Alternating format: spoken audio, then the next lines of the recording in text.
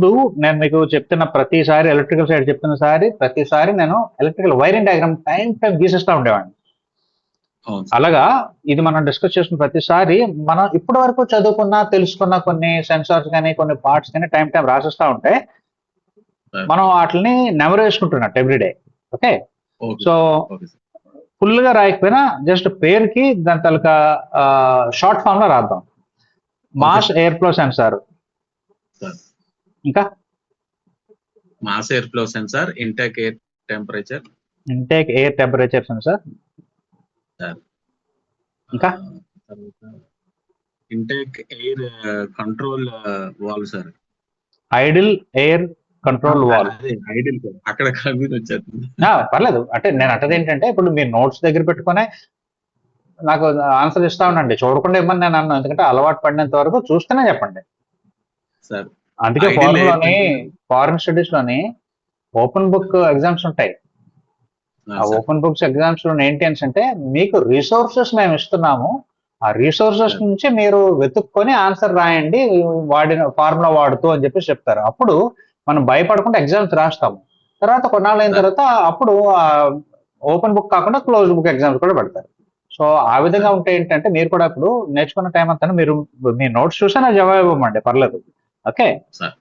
Sir. So idle air control valve, ఇంకా ఇంకా TPS sir, throttle position sensor. Throttle position sensor, ఇంకా injector అనేది throttle బాడీకి out వస్తుంది మామూలుగా. సో ఇంజెక్టర్ అనేది మనకి యాక్చువేటర్స్ లో అనుకున్నాం కాబట్టి ఐడిల్ ఎయిర్ కంట్రోల్ కూడా యాక్చువేటరే కదా. సో సార్ ఇంజెక్టర్, తర్వాత ఇక్కడ కొత్తగా మనం చెప్పుకున్నది మా మ్యానిఫోల్డ్ వచ్చింది sir, intake manifold. Intake manifold అంటే మన సెన్సార్స్. సార్ రైట్, ఇప్పుడు ఈ రెండు ఏం చేస్తాయి బేసికల్ గా? అది ఇచ్చే ఇన్ఫర్మేషన్ అది air quantity of air sir, temperature. Yeah, quantity of and temperature of air. Air by weight అన్నాను కూడా సరిపోతుంది. Okay sir. నెక్స్ట్ ఈ రెండు మనకు వచ్చేసి ఇది యాక్చువేటర్స్. అది సార్, ఐడియల్ పొజిషన్ లో ఉన్నప్పుడు సార్ మనం ట్రాఫిక్ సిగ్నల్ పడినప్పుడు సార్, సపోజ్ ఫర్ ఎగ్జాంపుల్ మనం ఏ లైట్ అన్నా ఆఫ్ చేసి లేదా ఇప్పుడు ఆన్ చేసాం అనుకోండి సార్, ఆన్ చేసినప్పుడు ఏంటంటే ఆగిపోకుండా బండి ఐడిల్ ఆ బీటింగ్ అనేది నిలబడటానికి ఒక కంట్రోలర్ అనేది ఉంటుంది sir, idle air controller valve. అది ఓన్లీ ఎయిర్ ని ఎక్కువ బైపాస్ చేసి పంపిస్తుంది. ఇక్కడ బైపాస్ అనే మాట ఎందుకు వాడానంటే మనం బ్రేక్ మీద కాల్ వేసినప్పుడు యాక్సిలేటర్ మీద కాల్ తీసేస్తాం సార్, అప్పుడు throttle position censor close position లో ఉంటుంది సార్. అవును సార్. సో క్లోజ్ పొజిషన్ లో ఉన్నప్పుడు గాలి వెళ్ళడానికి ఛాన్స్ ఉండదు. అందుకని చెప్పి ఈ ఐడిల్ ఎయిర్ కంట్రోల్ వాల్ ద్వారా గాలి వెళ్తుంది. మనం ఎప్పుడైతే లోడ్ వేస్తామో లైక్ లైట్ లో లేకపోతే లోపల స్టీరియో లేకపోతే ఏసీ ఆన్ చేసినప్పుడు కార్లోనే, అప్పుడు ఆ లోడ్ తగ్గట్టుగా మళ్ళీ ఇంజిన్ కొంచెం స్పీడ్ కి తిరగాలి కాబట్టి ఆ స్పీడ్ రావడానికి కావాల్సినంత ఎయిర్ పంపిస్తూ ఎంత ఎయిర్ అయితే వెళ్ళిందో మళ్ళీ దానికి అనుగుణంగా ఇంజెక్షన్ కూడా, fuel injection. Okay right. So వీటితో పాటు వెహికల్ ని స్టార్ట్ చేయడానికి స్టార్టింగ్ వెరీ బిగినింగ్ లో కానీ మధ్యాహ్నం కానీ రాత్రి కానీ వెహికల్ స్టార్ట్ చేసినప్పుడు ఇంకొక సెన్సార్ తాలూకు information very important for computer అని చెప్పేసి చెప్పాను.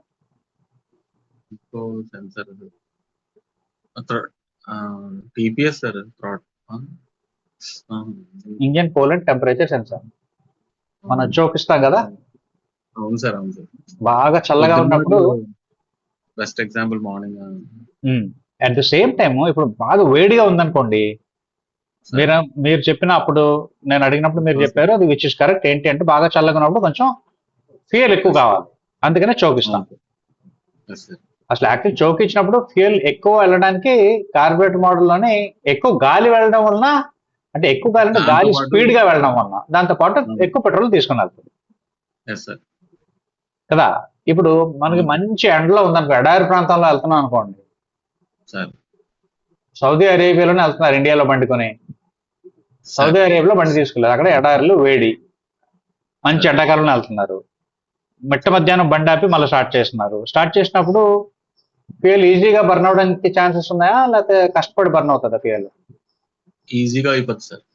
సో ఈజీగా అయిపోతున్నప్పుడు మనం అంత ఎక్కువ పెట్రోల్ వేయక్కర్లేదు కదా స్టార్టింగ్ లో. అంతే సార్. సో సో అక్కడ వేడిగా ఉందని కంప్యూటర్ చెప్పేది మళ్ళీ ఈ engine cooling temperature sensor. Yes so starting కి very important. Sir. Okay, ECT engine cooling temperature sensor. ఇది అయిపోయిన తర్వాత నెక్స్ట్ మనం ఈ ఇంజిన్ లోని చదువుతూ బ్లో బై గ్యాసెస్ వస్తున్నాయి. సో దాన్ని మళ్ళీ కొంచెం ట్రీట్మెంట్ అంటే పొల్యూషన్ ని తగ్గించడానికి వచ్చే వన్ ఆఫ్ ద వాళ్ళు పరికరాలు వాడిన దాంట్లోని డిజైన్ చేసి వాడిన దాంట్లో ఏంటంటే positive crankcase ventilation valve. Right, so positive crankcase ventilation valve PCV. Next పీసీవీతో పాటు మనం ఇంకోటి చదువుకుంది, దాంతో పాటు ఆయిల్ సెపరేటర్ కదా. సో ఇవి మనం నేర్చుకున్న వాటి గురించి మనం రెగ్యులర్ గా వాడాల్సిన పదాలు. సో బ్లో బై అంటే పేలటం, పేలిన తర్వాత వచ్చే గ్యాసెస్ గురించి మనం మాట్లాడుతూ ఒక ఇంపార్టెంట్ పాయింట్ మళ్ళా నేను ఒకసారి గుర్తు చేయడానికి అని చెప్పేసి చెప్తున్నాను. ఏంటి అని అంటే మనకి బండి పరిగెట్టడానికి ఏం జరగాలి? ఇంధనం ప్లస్ గాలి మంచిగా కాలాల కదా, మంచి పవర్ రావాలి. ఆ పవర్ ఎక్కడి నుంచి వస్తుంది? Air plus fuel, air plus fuel రెండు కలిపి ఇగ్నిషన్ అవుతుంది. ఏ ప్రక్రియ వలన మనకి ఆ పిస్టన్ కి పవర్ వస్తుంది? సార్ ఈ గ్యాసెస్ ఈ పేలగా ఈ కంబషన్ జరుగుతుంది కదా సార్, పేలినప్పుడు పేలగా వచ్చే గ్యాసెస్ ఎక్స్పాన్షన్ జరుగుతుంది. మెయిన్ అది మనం చెప్పాలా, చాలా మంది దాన్ని వదిలేస్తారు. కిందకి అప్పుడు పిస్టన్ మూవ్ అవుతుంది sir. So very very important ఏంటి అని అంటే ఇక్కడ వచ్చేది మనకి ఎక్స్పాన్షన్ ఆఫ్ గ్యాసెస్. తప్పనిసరిగా ఇది మన మైండ్ లో పెట్టుకోవాలా. ఏదైతే గాలి పేలడం వలన ఈ ఎక్స్పాన్షన్ వలన పిస్టన్ ని కింద తోస్తుందో అదే మనకి యాక్చువల్ గా తోడ్పడుతుంది వీళ్ళని తిప్పడానికి అల్టిమేట్ గా. అక్కడి నుంచి ఓకే సార్, అంతే సార్, అంతే కదా మనకి. సో మనకి మిగతావి బై ప్రోడక్ట్స్. ఈ బై ప్రోడక్ట్స్ ఏంట్రా బాబు అంటే మనకు వచ్చేది పొల్యూటెంట్స్, నెక్స్ట్ వాటర్ ఒకటి వస్తుంది, హీట్ ఒకటి జనరేట్ అవుద్ది. ఇవి మనకి ఇవన్నీ బై ప్రోడక్ట్స్. వీటిని మనం పొల్యూటెంట్స్ తగ్గించాలా. వాటర్ ఏదైనా కంబషన్ మంచిగా జరిగింది అంటే వాటర్ ఇస్ బై ప్రోడక్ట్. అది మనకి పెట్రోల్ బండ్లో ఎక్కువ ఉంటుంది. అందుకే మీరు గమనిస్తే పెట్రోల్ బండ్ తాలూకు సైలెన్సర్లు పుచ్చుతా ఉంటాయి. పెట్రోల్ లో వాటర్ అది కూడా మిక్స్ అవుతుంది. ఒక్కొక్కసారి సైలెన్సర్ నుంచి చుక్క వాటర్ కూడా వస్తుంది సార్. మన ఇంజిన్ అంతా బాగుంటే, టైమింగ్ అంతా పర్ఫెక్ట్ గా ఉండి ఇంజిన్ బాగుంటే వాటర్ వస్తుంది. జనరల్ గా మనకి కనబడదు, కానీ ఆ వేడికి ఎవాపరేట్ అయిపోద్ది. లేదంటే ఐడిల్ లో ఉన్నప్పుడు బండి స్టార్ట్ చేసి ఐడిల్ లో ఉంటే పెట్రోల్ బండికి వాటర్ చుక్క పడుతుంది. సార్ ఒక డౌట్ సార్, చెప్పండి. అదే ఇప్పుడు జనరల్ గా అంటే ఇంత అడ్వాన్స్మెంట్ చేసుకుంటూ వస్తున్నారు కదా సార్ ఇంజనీర్స్. ఇప్పుడు పెట్రోల్ లో ఈ వాటర్ మిక్సింగ్ అనేది చాలా ప్రాబ్లం అవుతూ వస్తుంది సార్ చాలా సంవత్సరాలు బట్టి. పెట్రోల్ మీరు చెప్తుంది పెట్రోల్ లోనే మిక్స్ అయిన వాటర్. అవును సార్, అంతే తప్ప బై ప్రోడక్ట్ వాటర్ గురించి కాదు. ఇది మనకి by product. Okay, by product అంటే ఒక ప్రక్రియ జరగగా వచ్చింది. అది కొన్నిసార్లు ఉపయోగపడుతుంది, కొన్నిసార్లు ఉపయోగపడదు. ఇప్పుడు సా మిల్ ఉంది, రంప అదే కోస్తారు కదా, చెట్లని నరికి తీసుకొచ్చిన తర్వాత దాని చెక్కల కింద కోస్తారు కదా, దాన్ని సా డస్ట్ అంటారు. ఏది రంపపు పొడి, ఆ రంప పొడి అది బై ప్రోడక్ట్. దాన్ని కూడా వాడతారు కదా. అవును సార్. సో కొన్ని బై ప్రోడక్ట్స్ వాడడానికి అవుతాయి, కొన్ని బై ప్రోడక్ట్స్ జాగ్రత్తగా డిస్పోజ్ చేసేయాలి. ఇప్పుడు కెమికల్ ఫ్యాక్టరీస్ ఉన్నాయి మనకి, టాబ్లెట్లు తయారు చేసే ఫ్యాక్టరీస్. టాబ్లెట్లు మనకు కావాలి, కానీ ఆ టాబ్లెట్లు తయారు చేసే ఫ్యాక్టరీలో నుంచి వచ్చే ఉదర్గాలు ఎంత డేంజరస్ తెలుసు కదా. అవును సార్. వాటిని సముద్రంలో కల్పిస్తా ఉంటారు, లేకపోతే దగ్గర ఉన్న పెద్ద చెరువులు ఉంటే చెరువులు తెలియకుండా కల్పిస్తా ఉంటారు. గవర్నమెంట్ వాళ్ళు డబ్బులు ఇచ్చేసి అన్ఆథరైజ్డ్ గా ట్రీట్మెంట్ చేస్తా ఉంటారు. ఇలాంటివి మనం ఎన్నో చూస్తూ ఉంటాం. లేకపోతే ఏంటి అవును అంటే ఏదైనా ఒక మంచి జరగాల్సి వచ్చినప్పుడు ఎక్కడో చెడు ఇలాంటివి ఉంటాయి అన్నమాట. ఆ చెడుని ఎంత అవును. తగ్గించేస్తే మనం ఈ లోకంలో అంత కొంచెం మంచిగా బ్రతకగలుగుతాం. Yes sir. Okay, right. So ఇక్కడ వస్తున్న water by product of combustion.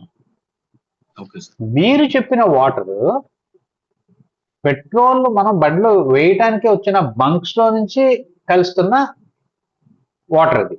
Water sir. అందుకే మనం ఎప్పుడైనా సార్, బంక్, చెప్పండి. ఆ వాటర్ సెపరేట్ చేయడానికి అవుదా సార్? అవుతుంది, అవుతుంది. సార్. ఏదో టెక్నాలజీ బట్టి గ్యారంటీ చేయొచ్చు. ఏది ఏది nothing is impossible. Yes sir. కాకపోతే అది అలా చేసి పంపించాలి అని అంటే దానికంటే కొంచెం ఖర్చు అవుతుంది కదా. అవును సార్. బండి కాస్ట్ గ్యారంటీ ఎక్కువ అవుతుంది. అవును సార్. సో మనకి ఇప్పుడు ఈ ఇథనాల్ బ్లెండెడ్ ఫ్యూయల్ అమ్ముతున్నారు, E20 ఏదో. సార్, అవును. అవును సార్. అందులో ఎక్కువ E20. ప్రాబ్లమ్స్ వస్తున్నాయి. ఆహా సార్. ఆ పెట్రోల్ వాడితే ఎక్కువ ప్రాబ్లమ్స్ వస్తున్నాయి. ఏది water problems, water in fuel. Okay sir. ఇక్కడ మనం చదువుతుంది బై ప్రోడక్ట్ ఆఫ్ కంబషన్ లోంచి వచ్చే వాటర్ సైలెన్సర్ లోంచి వెళ్తుంది, త్రూ ఎగ్జాస్ట్ మ్యానిఫోల్డ్ నుంచి సైలెన్సర్ నుంచి బయటకు వెళ్తుంది. అవును సార్. Okay, sir. సో ఇంతవరకు కొంతలో కొంత మనం ఒక ఇంజిన్ లో జరిగే ప్రక్రియల గురించి మాట్లాడుకుంటూ ఒక స్టేజ్ వరకు వచ్చాము. ఓకే, పర్వాలేదు, ఇంజిన్ లో ఇలా జరుగుతుంది అని చెప్పేసి. ఇప్పుడు మనం కొన్ని చూడాల్సి ఉన్నాయి. అవి ఏంటి అని అంటే ఇంజిన్ ని మంచిగా పెర్ఫామ్ చేయాలి, పొల్యూషన్ బాగా తగ్గించి మంచిగా పెర్ఫామ్ చేయాలి అని అంటే గ్యారంటీగా ఒక ప్రోడక్ట్ డిజైన్ చేసిన తర్వాత దానికి మార్పులు చేర్పులు చేస్తూ అప్డేట్ చేస్తూ ఉంటారు కదా. అవును సార్. అలాగా గవర్నమెంట్ ఎప్పుడైతే మనకి ఈ పొల్యూషన్ స్టాండర్డ్, ఈ బిఎస్ నామ్స్, BS4 ఫస్ట్ నాకు తెలిసి BS2 నుంచి నాకు తెలుసు, BS2, BS3, BS4, దాని తర్వాత BS5 వదిలేసి BS6 కి వెళ్ళారు డైరెక్ట్ గా. సార్. సో ఇక్కడ ఇంకా అలా వెళ్తాయి. సో ఇలా చేస్తున్న క్రమంలోనే ఏంటి అంటే పొల్యూషన్ ని తగ్గించడానికి భారత స్టేజ్ అనేది ఓన్లీ పొల్యూషన్ తగ్గించడానికి. యూరోపియన్ కంట్రీస్ లో Euro 2, Euro 3 అలా ఉంటాయి. Okay sir. పొల్యూషన్ తగ్గించడానికి మాత్రమే ఆ స్టాండర్డ్స్. కానీ బండి తయారు చేసినాడు వాడు బండికి ఎఫిషియన్సీ అంటూ పెంచుకోవడానికి ట్రై చేస్తాడు కదా. అవును సార్. మనం బాగా చూస్తే ఫస్ట్ లో TVS 50 వచ్చినాయి, అంటే 50 cc. మంచి బండి సార్ అది. దానికన్నా ముందు మీకు గుర్తుందో లేదో లోనాలు ఉండేవి, మైలేజ్ కింగ్ సార్ అది. చూస్తే 90 కిలోమీటర్ ఇచ్చేస్తుంది మళ్ళీ. అంటారు సార్, నిజంగా అంత వస్తుంది సార్? అయ్యో నేను తొక్కాను. దానికన్నా ముందు సువేగా అని ఒకటి ఉండేది.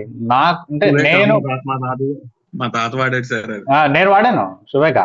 అంటే నేను వాడాను ఇన్ ద సెన్స్ మా నాన్నగారు వాడారు. అదే సార్. మా నాన్నగారు ఒళ్ళో కూర్చోబెట్టుకొని మా హ్యాండిల్ ఇచ్చేవారు చిన్నప్పుడు.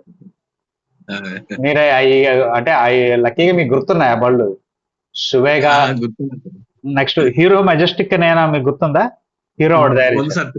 3 గేర్లు ఉంటాయి సార్ దానికి. హీరో పక్కది, హీరో పక్క, హీరో పుచ్, హీరో పుచ్ అంటారు. దానికన్నా ముందు హీరో మెజెస్టిక్ అని వచ్చింది. మెజెస్టిక్, అవును సార్. ఈ వ్యాపారస్తులు ఎక్కువ ఆడేవారు, చేపలోళ్ళు, పాలోళ్ళు ఎక్కువ ఆడేవారు. అంటే 2 లేవర్లు ఉంటాయి, ఒకటి చోకు, ఇంకోటేమో వాల్వ్ కంట్రోల్. యాక్సిలేటర్ దగ్గర చిన్న చిన్న చిన్న బ్రేక్ ఉంటుంది, బ్రేక్ లాంటిది ఉంటుంది కిందన.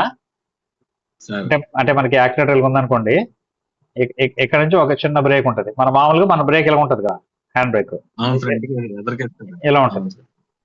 ఇది ఇలా పైకి నొక్కాల, బ్రేక్ వేసినప్పుడు ఇలా నొక్కాం. సో అలాగే ఇది హ్యాండిల్ ఇలా వచ్చి ఇలా వస్తే ఇటువైపు కూడా ఇంకో చిన్న బ్రేక్ ఇచ్చేవాడు. ఇది మన మామూలు బ్యాక్ బ్రేక్ అయితే.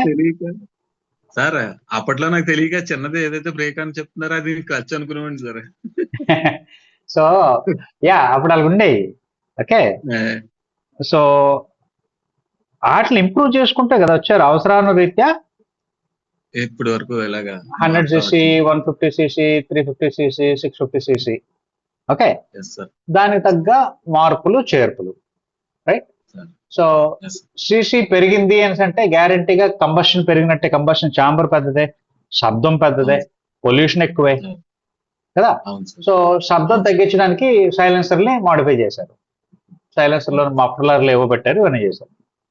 ఈ Sir. పొల్యూషన్ తగ్గించడానికి వాళ్ళు కొన్ని పెట్టిన విధానాల్లోనే పాజిటివ్ క్రాంకేజ్ వెంటిలేషన్ ఒకటి, సార్. అది కాక ఇంకొన్ని చేశారు. Okay, okay. సో క్విక్ గా తెలుసుకోవడానికి అని చెప్పేసి అన్ని రాస్తాను, వాటిని ఒకటే ఒకటి ఎలాబరేట్ గా తర్వాత చదువుదాం మళ్ళా. సో పేరుకి నేను ఇక్కడ హెడ్డింగ్ పొల్యూషన్ రాస్తాను, పొల్యూషన్ అని పెట్టేసి దానికి సంబంధించిన ఒకటి positive crankcase ventilation. Okay, PCV positive crankcase ventilation.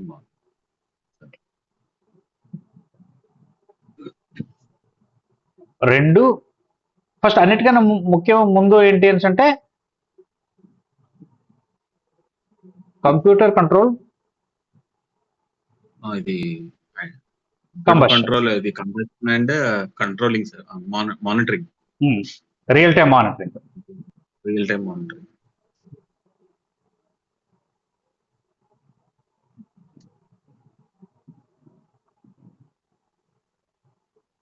Okay, దాని తర్వాత మనకి ఆక్సిజన్ సెన్సార్,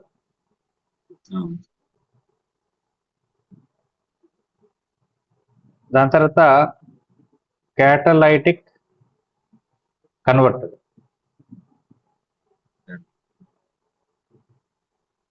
దాని తర్వాత మనకి టర్బో చార్జర్, దీంతో పాటు ప్లస్ ఇంటర్కూలర్. ఇవన్నీ ఎలాబరేట్ చదువుదాం మళ్ళా.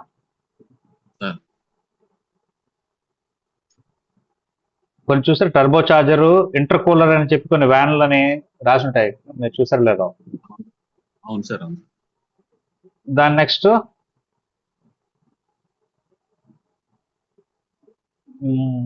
ఈ కార్బొరేటర్ నుంచి, అంటే అన్నిటికన్నా ముందు ఉండాలి,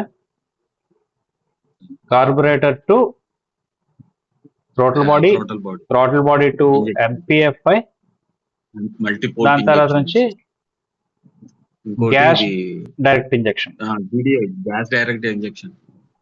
ఈ మార్పులు. ఓకే, ఇవన్నీ పొల్యూషన్ తగ్గడానికి, ఎఫిషియన్సీ పెంచడానికి.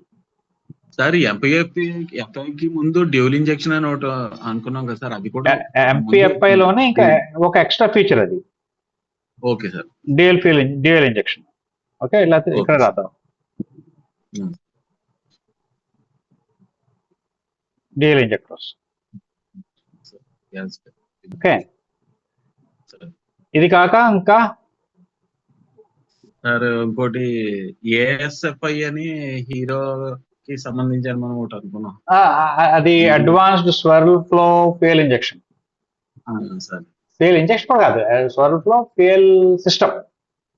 అది గూగుల్లో కొట్టాను సార్, అసలు రావట్లేదు సార్, అసలు అది ఎఫ్ఎల్కి వస్తుంది ఎబ్రేషన్. అది వేరౌండ్ వాడు పెట్టుకున్నాడు అంతే, ఏదో జస్ట్ మెస్మరైజ్ చేయడానికి అంతే తప్ప ప్రతి వాడు అలా పేర్లు పడదామంటే సర్వలక్ష పేర్లు పడతారు. ఓకే, మనం ఆలోచించేస్తే రియల్ గా ఏది ఉపయోగంలో ఉంది, ఏది ప్రపంచం అంతా దాన్ని గుర్తెరిగింది అని అంటే అప్పుడు అట్లే చూద్దాం. Okay, catalytic converter. Next diesels లోకి వచ్చేటప్పటికి ఇవి ఈ టర్బో చార్జర్స్ పెట్రోల్ లో ఉండేవి కావు. ఓకే సార్, ఇంటర్కూలర్ కూడా డీజిల్ లో చూసాను, ఇంటర్కూలర్ కూడా డీజిల్ లో ఉంది.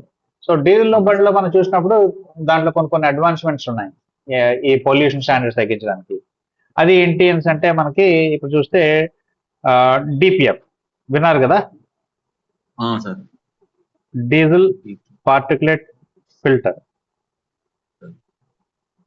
ఓకే, డీజిల్ ఫిల్టర్ అంటారు కదా, అదే కదా సార్?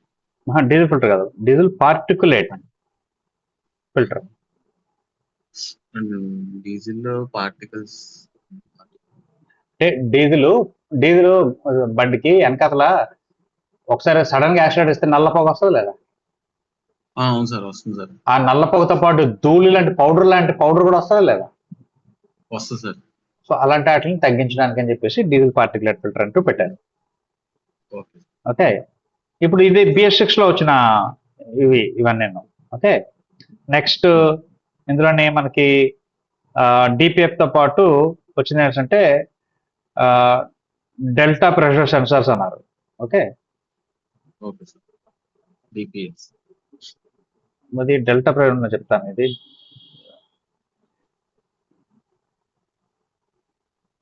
దాని బదులు డెల్టా ప్రెషర్ అంటే urea injection. Okay, agriculture term వచ్చింది. ఈ యూరియా అన్నదాన్ని ఇంజెక్ట్ చేస్తున్నారు సైలెన్సర్ లోని. Okay, next NOx sensor. Okay, NOx sensor అంటే ఏంటి? Nitrous oxides. ఈ హార్మ్ఫుల్ గ్యాస్ ఎంత ఉన్నది అనేది చూడడానికి అనేది ఒక సెన్సార్ పెట్టారు. ఓకే, సో దాని ప్రకారం ఎగ్జాస్ట్ ఆఫ్టర్ గ్యాస్ ట్రీట్మెంట్ అంటారు. Exhaust harmful gas after gas treatment. Okay sir, next ఇంకా ఏం చేశారు అంటే మనకు గుర్తొచ్చినప్పుడల్లా మనం రాద్దాం. ఓకే, సో బేసిక్ మరొకసారి వీటిని నవరేసుకొని పోవడానికి ట్రై చేద్దాం. ఒకటి positive crankcase ventilation. Okay, computer controlled combustion which is real time monitoring. అందులోనే మనకి ఏదో పేరుకి రాసాము గుర్తొచ్చినామని చెప్పేసి, కానీ దీన్ని అన్నింటినీ మనం కేటగరైజ్ చేసి సెన్సార్స్ లెక్క, యాక్చువేటర్స్ లెక్క అట్లా రెండింటికి అనుసంధానంగా ఉండేది కంప్యూటర్ అనగానే మనం రాసుకుంటే అదొక సిస్టమ్. సెన్సార్స్, కంప్యూటర్స్, యాక్చువేటర్స్ అన్ని కలిపి ఒక సిస్టమ్ కింద పెట్టేసుకుంటే మనం కూలింగ్ సిస్టమ్ లోని ఏ విధంగా మార్పులు చేశారు, లూబ్రికేటింగ్ సిస్టమ్ లో ఏ విధంగా మార్పులు చేశారు, ఎగ్జాస్ట్ గ్యాసెస్ ఆఫ్టర్ ట్రీట్మెంట్ ఏ విధంగా మార్పు చేశారు, ఇవన్నీ మార్పులు చేర్పులు ఎందుకు చేశారు అంటే ఒకటి పొల్యూషన్ తగ్గించడానికి, రెండు ఎఫిషియన్సీ పెంచడానికి. ఓకే, సో మనం గుర్తుపెట్టుకోవాల్సింది పొల్యూషన్ తగ్గించడానికి, ఎఫిషియన్సీని పెంచడానికి. ఓకే, సో బేసిక్ గా జరిగే ప్రక్రియ ఏంటి అంటే హైడ్రోకార్బన్స్ ఎయిర్ తో కలిసి కంబషన్ ఏర్పడి, కంబషన్ జరిగి ఇద్దరు స్పార్క్ ఇగ్నిషన్ కానీ కంప్రెషన్ ఇగ్నిషన్ కానీ. మీకు గుర్తుందా, పెట్రోల్ బండ్లోనే మనం స్పార్క్ ఇగ్నిషన్ అంటాం, పెట్రోల్ లోని SI ఇంజిన్స్ అంటాం. అదే డీజిల్ ని కంప్రెషన్ ఇగ్నిషన్ అంటారు.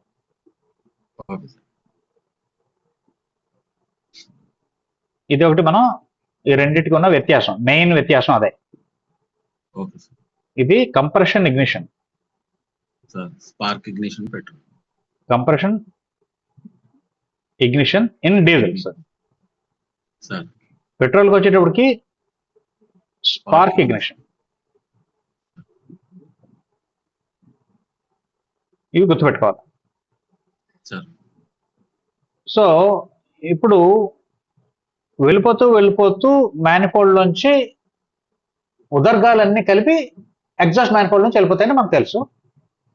మంచి గాలంతా ఎయిర్ ఫిల్టర్ నుంచి ఎంటర్ అవుతుందని తెలుసు. సో మనకి ఉన్నది ఏంటి, ఎయిర్ ఫిల్టరు, అవన్నీ పక్కన పెడదాం. Air filter, engine, exhaust.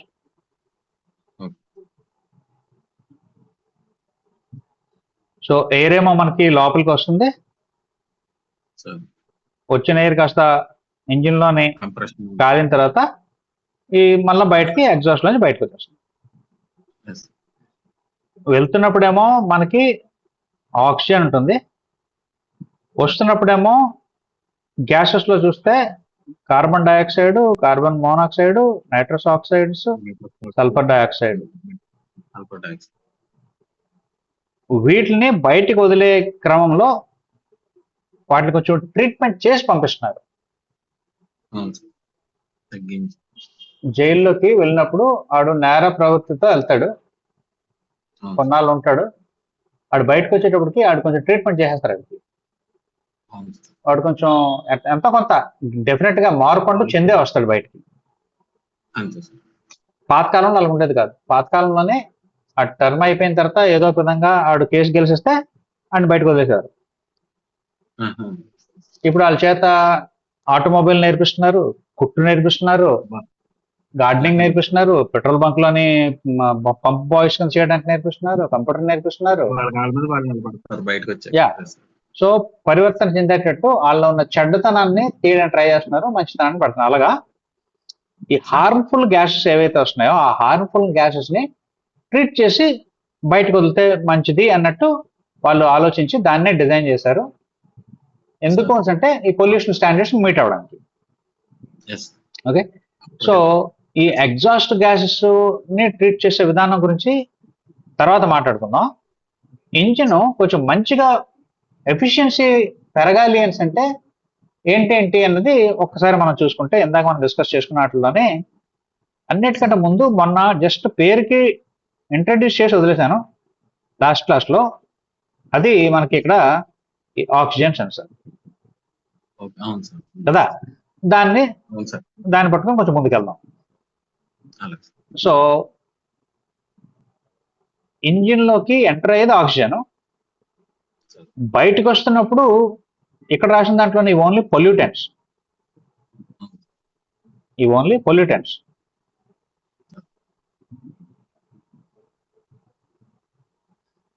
ఇప్పుడు ఇంజిన్ తాలూకు ఎఫిషియన్సీ గురించి డిస్కస్ చేస్తున్నాం, అందులో ఆక్సిజన్ సెన్సర్ గురించి చదువుతున్నాం.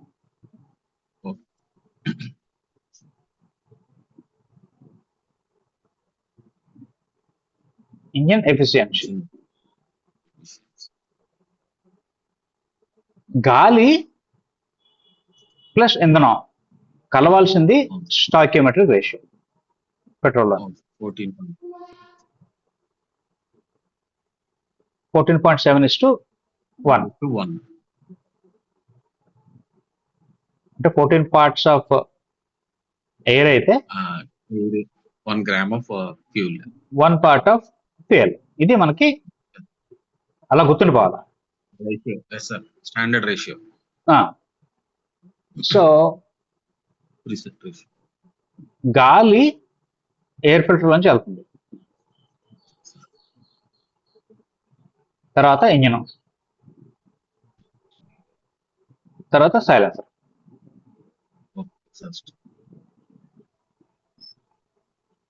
ఈ సైలెన్సర్ దగ్గర వాళ్ళు ఏం చేశారు అంటే ఆక్సిజన్ సెన్సార్ అని పెట్టారు.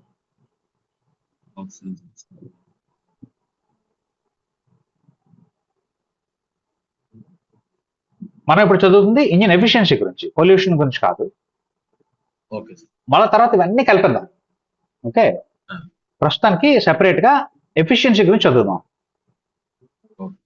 ఆక్సిజన్ సెన్సార్ ను పెట్టడం వలన ఎఫిషియన్సీ ఎలా పెరుగుతుంది అని అంటే మీరేమైనా చెప్పడానికి మీ దగ్గర ఏమైనా ఇన్ఫర్మేషన్ ఉందా, మీకు తెలిసిన నాలెడ్జ్? మొన్న చెప్పిన లాస్ట్ లో చెప్పిన క్లాస్ బట్టి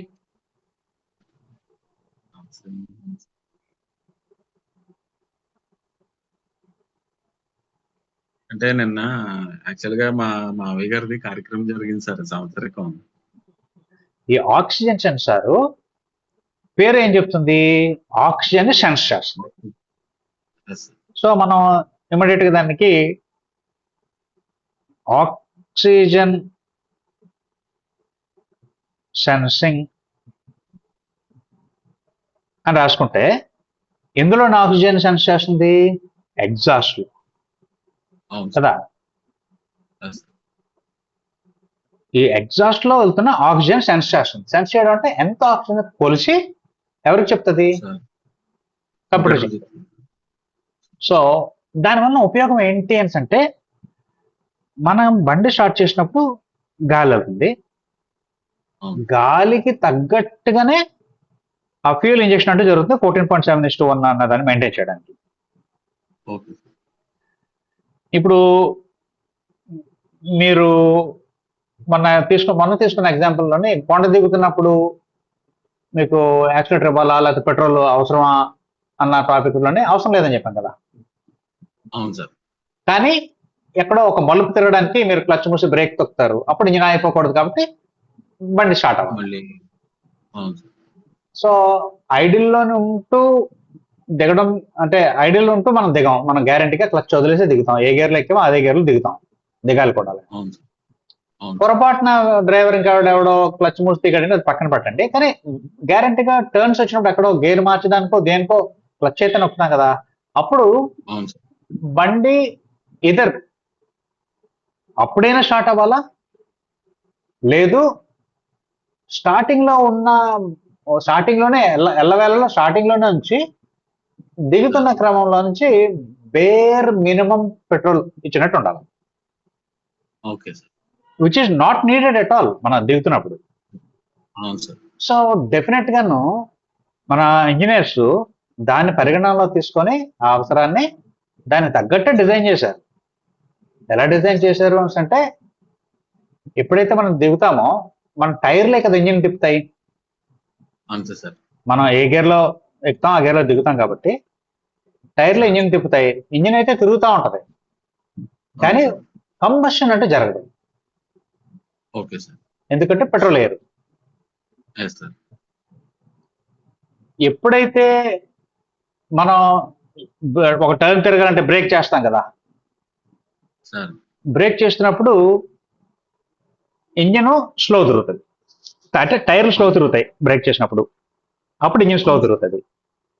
సార్ ఆ స్లోగా ఎంత స్లోగా తిరుగుతుంది అన్న దాని మీద లోపల గాలి తాలూకు మన ఇంటేక్ ఎయిర్ వెళ్తుంది కదా, ఇంటేక్ ఎయిర్ వెళ్తున్న ప్రెషర్ మారుతుంది,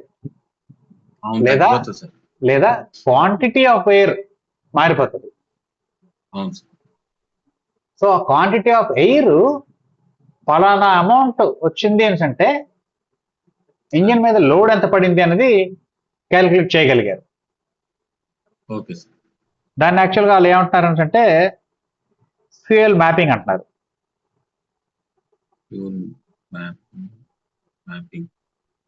అంటే సే ఫర్ ఎగ్జాంపుల్ మనకి ఒక గ్రాఫ్ తీసుకున్నాం అనుకోండి, ఒక గొడుగు ఇలా పెట్టాం అనుకోండి, గొడుగు షేప్. ఓకే, ఇది గాలి అనుకున్నాం ఎక్స్ యాక్సిస్ మీద, లేదా O2. ఈ వై యాక్సిస్ మీద ఫ్యూయల్. సో ఎంత మిక్చర్ గాలి వస్తే దాని తగ్గట్టు ఫ్యూయల్, ఎంత ఫ్యూయల్ వేయాలని గ్రాఫ్ చెప్తుంది కదా. ఇదే కదా గ్రాఫ్ గీస్తే దాని తర్వాత మీనింగ్ ఇదే కదా. మన పొరపాటున ఎంత ఎక్కువ గాలి వెళ్తే దాని తగ్గట్టు ఇక్కడ చూసారు ఈ గ్రాఫ్ ఇలాగ ఇచ్చాడు, ఈ గ్రాఫ్. సో దానికి తగ్గట్టు మళ్ళా ఇక్కడ ఇలా ఇచ్చాడు. సో ఇటువైపు ఇంకో యాక్సిస్ ఉంది కదా, జెడ్ యాక్సిస్, ఇది లోడ్. ఓకే, లోడ్ అనేటప్పుడు మీరు కొంచెం అర్థం చేసుకోవాల్సి ఉంటుంది, అందుకే నేను చాలా స్లోగా చెప్తున్నాను. బండి మీరు ఫస్ట్ గేర్ లో పెట్టారు, బండి కదుపుతున్నారు, ఫస్ట్ గేర్ లో పెట్టారు, అప్పుడు ఎక్కువ పవర్ కావాల్సి వస్తుందా లేకపోతే నార్మల్ పవర్ కావాల్సి వస్తుందా బండి లాగినప్పుడు, స్టార్ట్ చేసి కదిలిపినప్పుడు? లాగినప్పుడు అంటే జస్ట్ మూమెంట్ పెద్దగా అవసరం ఉండదు సార్. ఓకే, సో మీరు అలా చెప్పినప్పుడు నేను ఫోర్త్ గేర్ వేసి కదుపుతాను, అప్పుడు ఎక్కువ కావాలి. ఎందుకంటే బండి మనకి రెస్ట్ లో ఉంది, ఫుల్ రన్నింగ్ గేర్ ఫోర్త్ కదా. సో రెస్ట్ లో ఉన్నాడు, బరువు, మీ బరువు బండి బరువు, మన బరువు ప్లస్ బండి తలకు బరువు కలిపి ఆ బండి లాగాల కనిపించాలి. అవును సార్. అంతవరకు మన గేర్ ఎగిసి లాక్కుండా ఉన్నంత వరకు జస్ట్ ఇంజిన్ ఆడుతుంది ఐడిల్లో, అంతే నిలబడాలి. మనం ఎప్పుడైతే బండి కదపడానికి ట్రై చేస్తామో అప్పుడు ఇంజిన్ మీద లోడ్ పెరుగుతుంది. సో ఆ లోడ్ తగ్గట్టు డెఫినెట్ గా పెట్రోల్ వేయాలా. అవును సార్, సాయం ఇవ్వాలి కదా. మీరు అంతే సార్. యాక్సలరేట్ చేయలేదు అనుకుందాం, యాక్సలరేట్ చేయలేదు, క్లచ్ లైట్ గా వదలడం ట్రై చేశారు. అలా అయితే లోడ్ పడుతుంది సార్ ఇంజిన్. యా, మీరు ఒకవేళ కానీ క్లచ్ ఒకసారి వదిలినా లైట్ గా వదిలినా లోడ్ గ్యారంటీ పడుతుంది. మీ బరువుని పడుతుంది ప్లస్ బండి బరువుని కలిపి లాగాలి కాబట్టి. అవును. ఒకసారి కదిలిన తర్వాత మనకి కొన్ని పదాలు గుర్తుపెట్టుకుందాం. ఇవి టెక్నీషియన్స్ కి అవసరం లేదు అని అంటారు చాలా మంది, కానీ అవసరం. ఏంటి అని అంటే మనకి ఫ్రిక్షన్ అంటే తెలుసు కదా, రాపిడి. Grip sir. యా, రాపిడి. రాపిడి. సరే. మనం భూమి మీద నడుస్తున్నాము అని అంటే అవును సార్.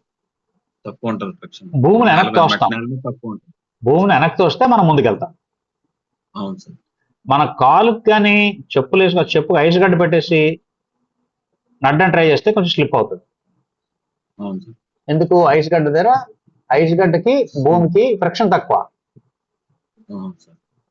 కదా. ఫ్రిక్షన్ ఎక్కువ ఉంటేనే సార్ మనల్ని grip ముందుకు ఉంటుంది. తోస్తుంది, లేకపోతే మనం జారిపోతాం అక్కడ ఫ్రిక్షన్ లేకపోతే. అవును సార్. అదే కానీ ఇక్కడ ఒక్క నిమిషం, ఒక్క కాల్ తీసుకుంటాను. పర్లేదు సార్. ఓకే ప్రసాద్ గారు, సారీ అబౌట్ దాట్. పర్లేదు సార్. రైట్. సో ఈ ఫ్రిక్షన్ అంటూ మనకి ఇక్కడ మన బరువంతా కాలు పాదం మీద పడుతుంది, అవును సార్. అది భూమి మీద మనం భూమి మోస్తుంది మనల్ని. అవును. ఆ భూమి తాలూకా సర్ఫేస్ మనం వేసుకున్న చెప్పులు కానీ లేకపోతే మన పాదాలు కానీ, ఈ రెండింటి సర్ఫేస్ మీద కూడా ఆధారపడి ఉంటుంది ఫ్రిక్షన్. Yes sir. మనం టైల్స్ మీద నడవాలనుకోండి, ఒళ్ళు దగ్గర పెట్టుకొని నడుస్తాం, జారిపోతాం కాబట్టి. అదే కానీ పొలం మీద నడాలంటే హ్యాపీ పరిగెడతాం. అవును సార్. సో దాన్ని మనకి స్టాటిక్ ఫ్రిక్షన్ అంటారు. సార్. ఓకే, అంటే ఏది కదలకుండా ఉన్నప్పుడు భూమిని వెనక్కి తోసి మనం ముందుకు కదలేదని స్టాటిక్ ఫ్రిక్షన్ అంటారు. కదిలిన తర్వాత కూడా మనం భూమి మీదే కాలు పెట్టి భూమినే తోస్తున్నాం. ఓకే, అవును సార్. అక్కడ మనకి ఉపయోగపడేది, మన మూవ్మెంట్ కి ఉపయోగపడేది స్టాటిక్ ఫ్రిక్షన్. ఆ రాపిడే లేకపోతే మన కాలు జారిపోద్ది. బురదలో మనం పరిగెట్టాలంటే కష్టం కదా. అవును. దాన్ని ఇప్పుడు బండిలోకి వచ్చేటప్పటికి ఒకసారి కదిలిన తర్వాత జస్ట్ ఇలా మూవ్మెంట్ రాగానే స్టాటిక్ నుంచి రొటేషనల్ ఫ్రిక్షన్ లోకి వస్తుంది, అంతే కదా. అవును సార్. అంటే టైర్లు అవుతుంటది కదా. టైర్లు ముందు కదపకుండా ఉన్నంత భూమిని అంటుకొని ఉన్నాయి, తర్వాత కూడా అంటుకొని ఉన్నాయి, కానీ టైర్ కి బండికి మధ్యలో బేరింగ్ వచ్చింది పరిగెట్టే. Okay sir. కదా, బేరింగ్ వచ్చింది. బేరింగ్ వచ్చింది, దానివల్ల ఇంకా ఫ్రీ మూవ్మెంట్, లూబ్రికేషన్ వచ్చింది.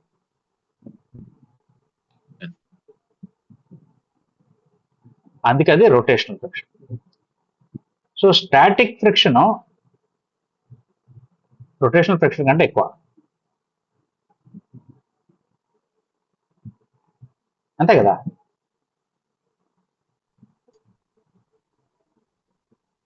దీన్ని మనం అపోజింగ్ ఫోర్స్ ఉందాం.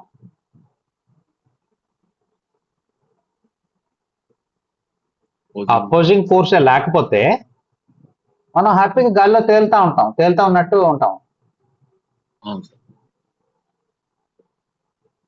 ఎప్పుడైతే బండి స్టార్ట్ అయిందో అక్కడ రొటేషనల్ ఫ్రిక్షన్ వచ్చేస్తుంది.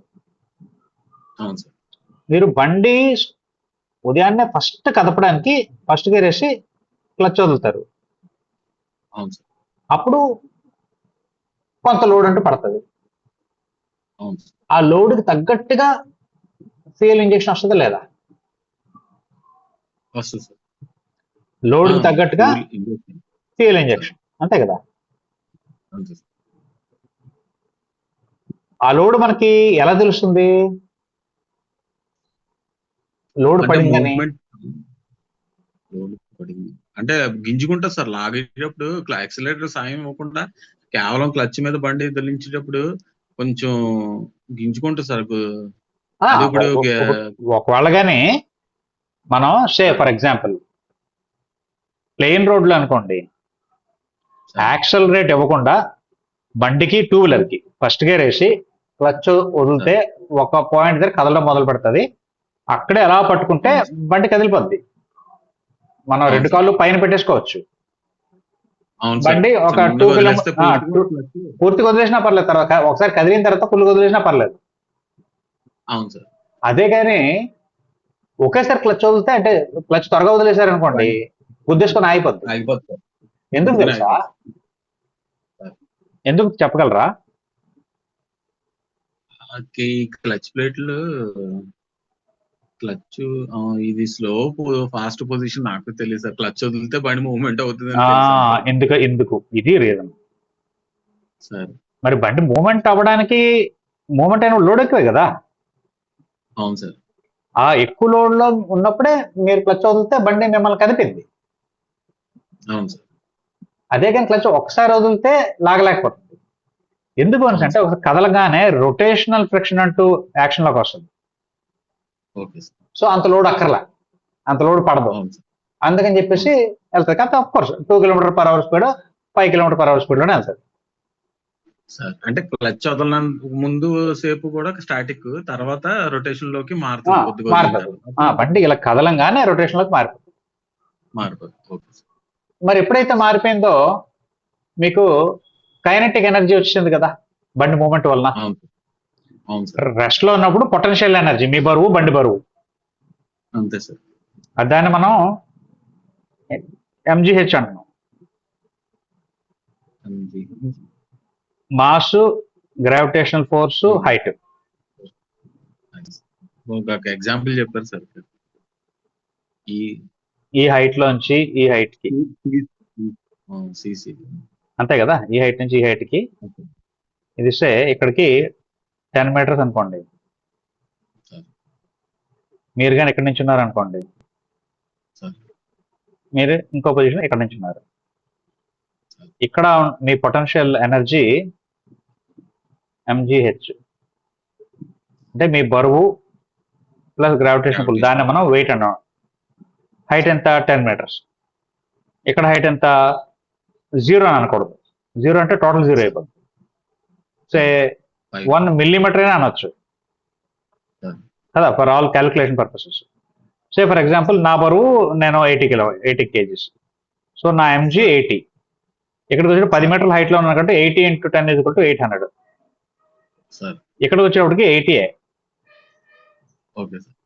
So due to my height నా పొటెన్షియల్ ఎనర్జీ పెరిగింది. నేను అక్కడి నుంచి కింద ఎవడైనా పడుకున్నాడంటే ఆడి మీద గింతే ఆడు చస్తాడు.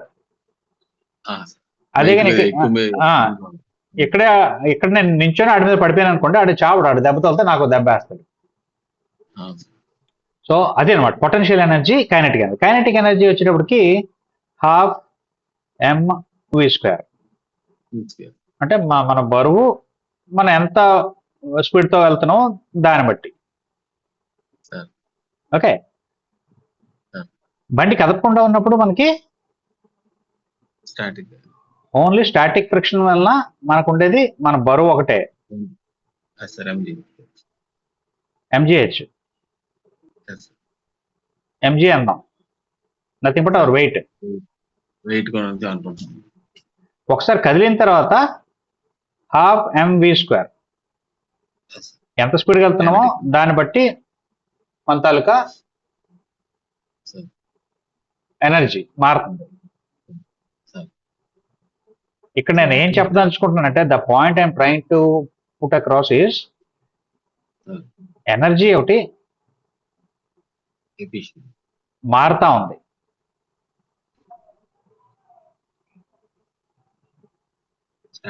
ఈ ఎనర్జీ ఏంటి? మీకు ప్లస్ మీ బండికి ఉన్న ఎనర్జీ, ఇది కలిపి ఇద్దరికి కలిపి ఉన్న ఎనర్జీ. ఇద్దరం కలిపి ట్రావెల్ చేస్తాం. ఈ ఎనర్జీ ఇచ్చేది ఎవరు?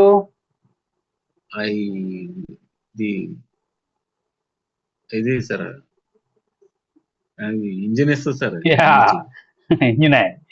ఈ ఇంజిన్ మనకి ఈ ఎనర్జీని ఇస్తే అప్పుడు మనం కదులుతున్నాం. ఆ ఎనర్జీ బండి కదలకుండా ఉన్నప్పుడు ఓన్లీ మన బరువు వలన ఉండే ఆ ఎనర్జీ, దాన్ని అధిగమించాలా. అంటే మన బరువును మోయాలి కదా, మోసుకొని ముందుకు లాగాల. దాన్ని అధిగమించాలా. అధిగమించినప్పుడు ఒక్క నిమిషం రొటేషన్ లోకి వస్తాం. ఒక్క నిమిషం, ఇంకో కాల్ వచ్చింది, జస్ట్ ఒక్క నిమిషం. పర్లేదు.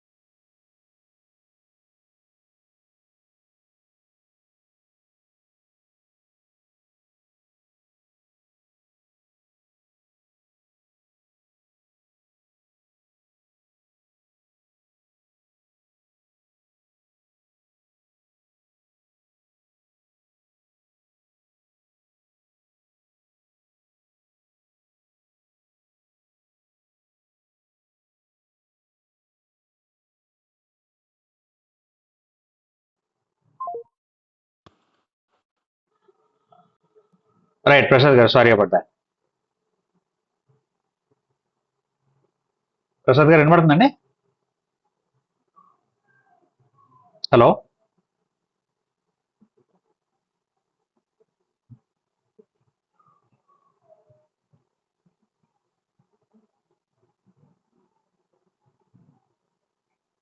ప్రసాద్ గారు వినపడుతుందా? హలో,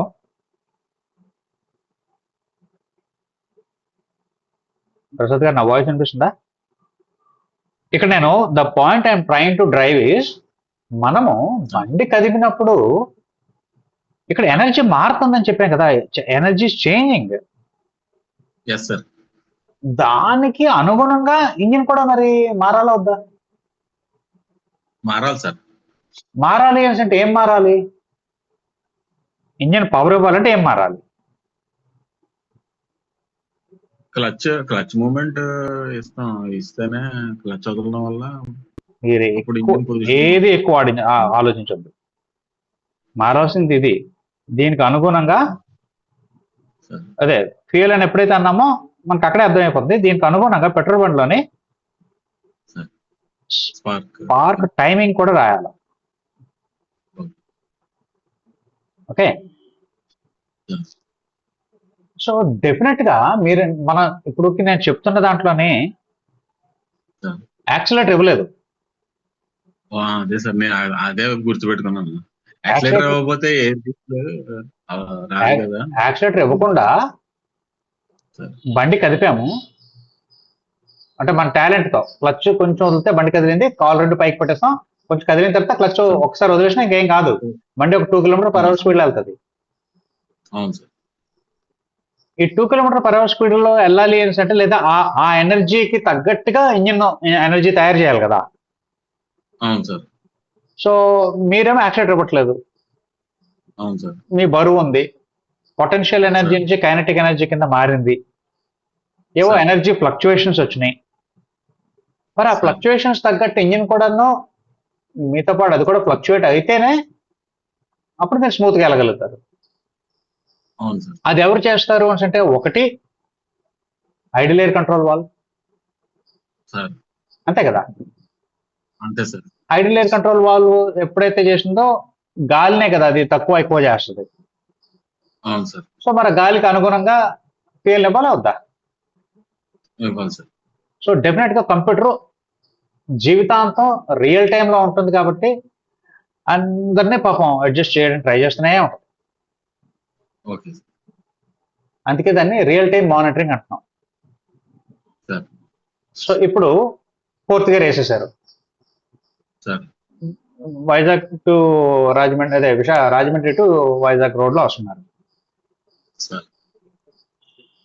వస్తున్నప్పుడు మీరు ఒకే స్పీడ్ లో వెళ్తున్నారు, అంత బాగానే ఉంది. సడన్ గా ఎవడో అడ్డొచ్చాడు, బ్రేక్ వేస్తారు. క్లచ్ యాక్సిలేటర్ దించేస్తారు. దించేస్తారు. ఆ సడన్ గా దించగానే మీరు దించగానే గాలి తగ్గినట్టు కంప్యూటర్ కి తెలిసి కంప్యూటర్ దానికి అనుగుణంగా ఫ్యూయల్ ఇంజెక్షన్ కంట్రోల్ చేయడానికి ఎంతో కొంత టైం లాగ్ అంటూ ఉంటుందా ఉండదా? కొంచెం డిలే ఉంటుంది సార్. ఉంటది, అంతే కదా. సార్ అంటే సే ఫర్ ఎగ్జాంపుల్ మీరు బండి మీద వెళ్తున్నప్పుడు 2 వీలర్ అనుకుందాం. ఓకే, సో 2 వీలర్ మీద మీరు వెళ్తున్నప్పుడు ఎవడో ఇక్కడ అడ్డొచ్చాడు, మీరు బ్రేక్ వేశారు. బ్రేక్ వేయగానే అప్పటి వరకు ఫ్యూయల్ ఇంజెక్షన్ ఒకలాగా ఉంటే అప్పటికప్పటికే మారిపోతుంది. అప్పటికప్పటికే మారదు, అప్పటికప్పటికే మీ స్పీడ్ తగ్గిపోయింది. ఎప్పుడైతే మీ స్పీడ్ తగ్గిందో కొంత ఎనర్జీ అంటూ వేస్ట్ అవుతుంది. బ్రేక్ వీల్ తిప్పినప్పుడు తిరుగుతున్న వీల్ పట్టుకున్నప్పుడు హీట్ వస్తుందా లేదా? మీ కైనెటిక్ ఎనర్జీ కాస్త అక్కడ హీట్ ద్వారా హీట్ రూపంలో కొంచెం పోయింది, లాస్ అయిపోయింది. మీ ఎనర్జీ లాస్ అయిందంటే దానికి అనుగుణంగా ఇంజిన్ కూడా మారాలి కదా. సో అది మారడానికి కొంచెం లాగింగ్ అంటూ ఉంటుంది. అది నానో సెకండ్స్ లో కంప్యూటర్ పనిచేసేసిన still there is something that has to be accounted for. Immediate గా ఏం చేయాలా చెప్పండి, చెప్పడం ట్రై చేస్తున్నారా? హీట్ గురించి చెప్తారు కదా సార్. ఆ హీట్ ఎలా ప్రొడ్యూస్ అయింది సార్? అంటే ఇప్పుడు బండి రన్నింగ్ లో ఉన్నప్పుడు గాలి వెంటిలేషన్ తగ్గుతుంది ఇంజిన్ కి. ఒకసారి బండి ఆగిపోయిన తర్వాత ఆగిపోయిన తర్వాత కాదు, బండి సడన్ గా బ్రేక్ వేసారు. అవును, డ్రమ్ములు హీట్ ఎక్కుతాయి సార్. మరి ఆ హీట్ ఎక్కడికి వెళ్తుంది? డ్రమ్ములు హీట్ ఎక్కిన హీట్ ఇంజిన్ కి సంబంధం ఏంటా? సంబంధం లేదు ఇంజిన్ కి, కానీ మీ తాలూకు ఎనర్జీకి సంబంధం ఉందా లేదా? అవును సార్. 12 mv² తో వెళ్తున్నారు మీరు. అవును సార్. ఇది మీ ఎనర్జీ, కైనెటిక్ ఎనర్జీ. ఓకే, మీ బరువును బట్టి మీకంటూ ఒక మొమెంటం ఉంది. సో అవన్నీ పక్కన పెడితే ఫిజికల్ క్వాంటిటీ అవన్నీ పక్కన పెడతాం, మనం ఇంజనీరింగ్ లెవెల్లోకి వెళ్ళొద్దు. కానీ మినిమం కొంచెం తెలియాలి కాబట్టి ఇవన్నీ చెప్తున్నా. ఈ కైనెటిక్ ఎనర్జీ, గీనెటిక్ ఎనర్జీ ఇవన్నీ మనకి యాజ్ ఎ టెక్నీషియన్ అవసరం లేదనే అనుకుంటారు చాలా మంది, కానీ దీని కాన్సెప్ట్ మనకు తెలియాలి. ఇప్పుడు మీరు బ్రేక్ అయ్యగానే ఏంటవుతుంది? ఈ ఎనర్జీ ఉంది, ఈ ఎనర్జీ మీ తాలూకా వెలాసిటీ తగ్గిపోతుంది, స్పీడ్ తగ్గిపోద్ది లేదా? ఎనర్జీ మారిపోతుంది సార్. మారిపోయింది. అంటే ఇక్కడ సే ఫర్ ఎగ్జాంపుల్ 12 m, ఇప్పుడు v హాఫ్ అయిపోయింది అనుకోండి, అప్పుడు v/2² కదా, అంతే కదా, v/2², విచ్ ఇస్ డిఫరెంట్. తగ్గిపోయింది. సో దీనికి తగ్గట్టు అంటే ఎనర్జీ ఏంటైంది? రెడ్యూస్డ్ ఎనర్జీ అని రాద్దాం, రెడ్యూస్డ్ ఎనర్జీ అంటారు. మనకి ఫిజిక్స్ లో ఒక సూత్రం ఏం చెప్తుంది, మీరు విన్నారు లేదో ఒకసారి గుర్తు తెచ్చుకోండి. Law of conservation of energy చదివారా? Law of conservation of energy ఇది ఏం చెప్తుంది? Energy can neither be created nor lost. అంటే neither be created nor lost అంటున్నాడు. ఈ ప్రపంచంలో ఉన్న ఎనర్జీ దాన్ని మీరు నేను తయారు చేయలేము, దాన్ని పోగొట్టలేము. ఒక విధమైన ఎనర్జీ కాస్త ఇంకో విధంగా కన్వర్ట్ చేయగలుగుతాం అంతే. ఓకే, సో మీరు స్పీడ్ గా వచ్చి బ్రేక్ వేసినప్పుడు, స్పీడ్ గా వస్తున్నప్పుడు మీ ఎనర్జీ ఒకటి 12 mv², బ్రేక్ అయ్యగానే 12 mv/2². మారిపోయింది. తగ్గిపోతుంది. అంటే లా ఏం తగ్గింది. చెప్తుంది, ఇది తగ్గింది ఇంకో రూపంలో వెళ్ళిపోవాలి అంతే తప్ప తగ్గిపోవడం అంటే ఉండకూడదు, ఉట్టి తగ్గడం అంటే ఉండకూడదు. ఆ తగ్గింది కాస్త ఇంకో రూపంలో వెళ్ళిపోవాలి. చేంజ్ అయిపోవాలి సార్. చేంజ్ అయిపోయింది, అక్కడ హీట్ రూపంలో వెళ్ళిపోతుంది బ్రేక్ ప్యాడ్స్ దగ్గర, బ్రేక్ డ్రమ్ముల దగ్గర. సార్ అర్థమైందా? అర్థమైంది సార్. సో మరి అలా తగ్గుతుంది అన్నప్పుడు డెఫినెట్ గా కారు, మన బైక్ లోనో కారులోనో ఇంజిన్ లోని తయారవ్వాల్సిన ఎనర్జీ కూడా తగ్గిపోవాలి కదా. అవును సార్, రెడ్యూస్ అయిపోయింది. మనం ఇక్కడ ఓన్లీ ఒక పాయింట్ మీద కాన్సన్ట్రేట్ చేసిన. ఆ పాయింట్ ఏంటి అంటే, ఈ తగ్గిన ఎనర్జీకి ఏదైతే మన కైనెటిక్ ఎనర్జీ తగ్గిపోయిందో దానికి అనుగుణంగా తగ్గాల్సిన ఇంజిన్ లో తయారైతున్న energy or power sir immediate గా అవ్వదు, just because of this lag. Yes sir. అంటే కొంతలో కొంత వేస్ట్ అవుతుంది, ఆ ఎనర్జీ వేస్ట్ అవుతుంది. ఆ డిలేలో కొంత ఎనర్జీ వేస్ట్ అయిపోతుంది. ఆ వేస్టేజే మనకి ఫ్యూయల్ లో కనిపిస్తుంది, అంతే కదా. మరి ఫ్యూయల్ వేస్ట్ అయినట్టే కదా, ఫ్యూల్ వేస్ట్ సార్. అవసరం లేకుండానే ఆ ఫ్యూయల్ ని మనం బర్న్ చేసినట్టే. అంతే సార్. సో బ్రేక్ ఎప్పుడైతే వేస్తామో వీల్ స్లో తిరుగుతాయి. అవును సార్. వీల్ స్లో తిరిగిందంటే మరి పిస్టన్ ఆటోమేటిక్ గా స్లో తిరుగుతుంది, స్లో ఆడుతుంది. అవును సార్. అప్పుడు గాలి కూడా తగ్గుతుంది. అవును సార్.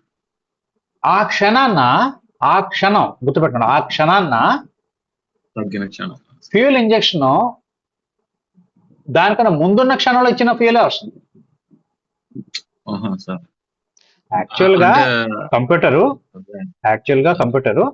14.7:1 ని మెయింటైన్ చేయడానికి ట్రై చేస్తూ ఉంది. సో మెయింటైన్ చేస్తుంది అనుకుందాం.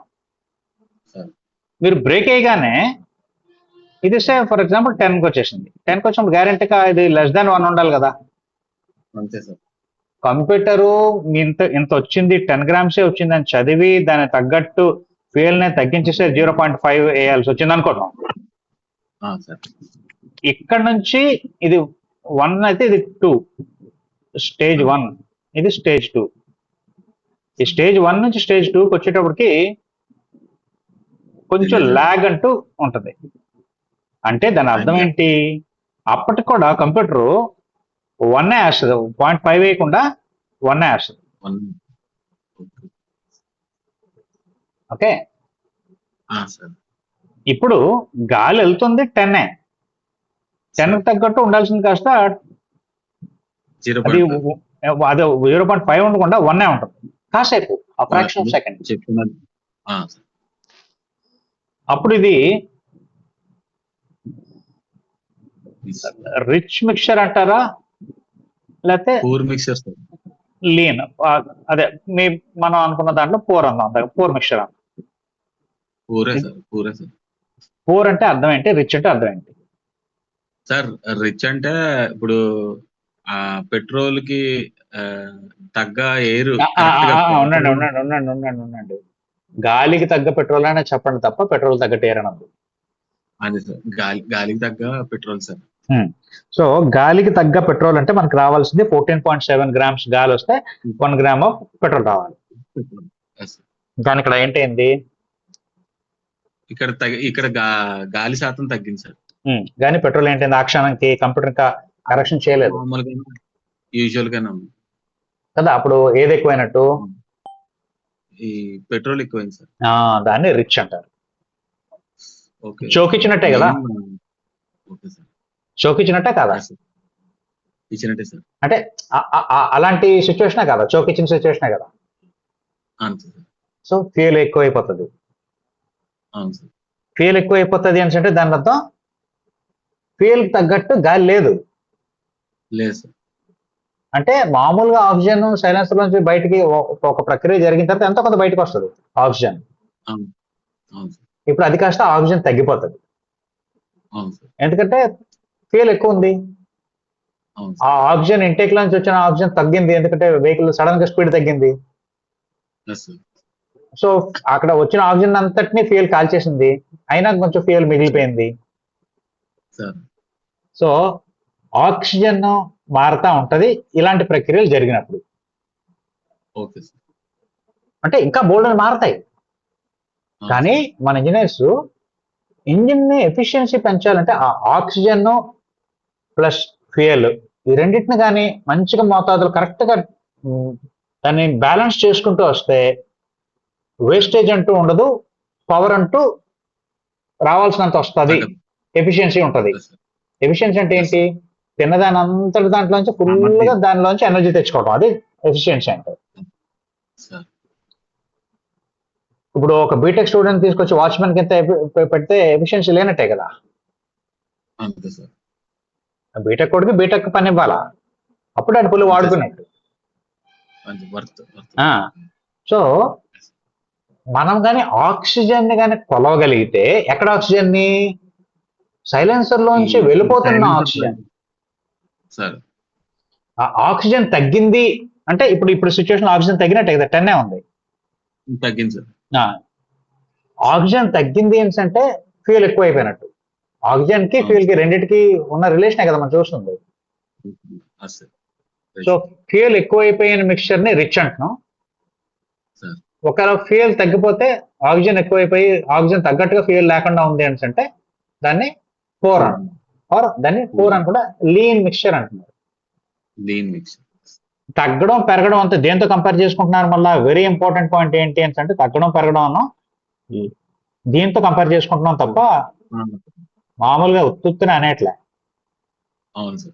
స్టాయికియోమెట్రిక్ రేషియోతో పోల్చుకుంటే తేడా వచ్చినట్టు, తగ్గినట్టు. సో పెట్రోల్ ఎక్కువైపోయింది అన్నప్పుడు పెట్రోల్ తగ్గించాలి కదా. అవును సార్. పెట్రోల్ తగ్గించాలంటే కంప్యూటర్ కదా చేయాలి. అవును సార్. కంప్యూటర్ ఏం చేయాలి పెట్రోల్ తగ్గించాలంటే? అది ఎనేబులింగ్ తగ్గిస్తుంది సార్. ఎక్కువసేపు ఆ ఇంజెక్టర్ ని డ్రైవ్ చేసే ఐసీకి ఎనేబుల్ సిగ్నల్ ని తక్కువసేపే ఉండేటట్టు పెడుతుంది, అంతే కదా. అంతే సార్. సో ఇప్పుడు ఓకే, సో మీకు ఇప్పుడు అట్లీస్ట్ కొంత అవగాహన వచ్చింది. ఏంటి, మనం వెళ్తున్నప్పుడు గ్యారంటీగా మనం అడిగింది యాక్చువల్ గా జరుగుతున్న దాంట్లో కొంచెం తేడా ఉంటుంది. అవును సార్. ఆ తేడాకి అనుగుణంగా రియల్ టైంలో దాన్ని కరెక్షన్ చేసుకుంటూ నడిపించగలిగితేనే ఎంతో కొంత స్టాయికియోమెట్రిక్ నిష్పత్తిని రీచ్ అవుతూ పొల్యూషన్ తగ్గిస్తాం. అవును సార్. స్టాయికియోమెట్రిక్ రేషియో కానీ రీచ్ అయిపోతే అసలు పొల్యూషన్ తో మన ప్రాబ్లం ఉండదు.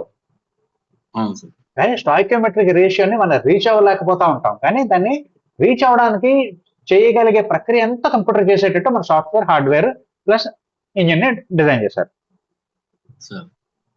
సో మనం కానీ ఒక గ్రాఫ్ గీసాం అనుకోండి, ఆక్సిజన్ సెన్సార్ని. ఈ ఆక్సిజన్ సెన్సార్ తాలూకా ఎప్పుడు ఐడియల్ గా ఉంటే అంటే ఎగ్జాస్ట్ గ్యాస్ లోంచి ఎగ్జాస్ట్ సైలెన్సర్ లోంచి వస్తున్న గాలి, ఇది O2 ఐడియల్ అంటే మంచిగా పర్ఫెక్ట్ గా ఉండాలి అంటే 14.7:1 అని రాస్తే మనకు బాగా గుర్తుంటది కదా. ఈ ఆక్సిజన్ ఎప్పుడు ఇలాగే ఉండిపోయింది అనుకోండి దీంతో లెవెల్, ఇది టైం అన్న యాక్సెస్ మీద టైం. ఇంకా టైం అనుకుంటానే మనకి ఎయిర్ అన్నాం, air by weight. Okay, so ఎట్లా లేదు ఇక్కడ ఎయిర్ రాయకూడదు, ఇక్కడ ఎయిర్ రాదు, ఓన్లీ టైమే అన్నా. ఓకే, ఆక్సిజన్ అన్న ఎయిర్ అన్న రెండో ఒకటి. సో ఇది ఆక్సిజన్ ఇక్కడ పైన. ఆక్సిజన్ మనకి ఇక్కడ ఉండాలి ఇలాగా, కానీ ఇది జీరో టైం.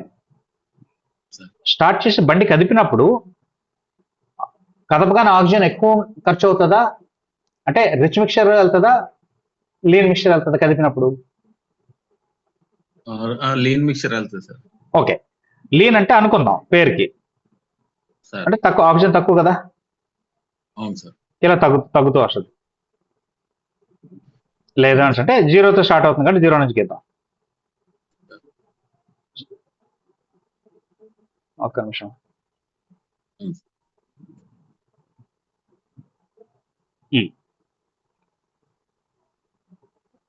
సో ఈ ఆక్సిజన్ మనకి ఇక్కడ నుంచి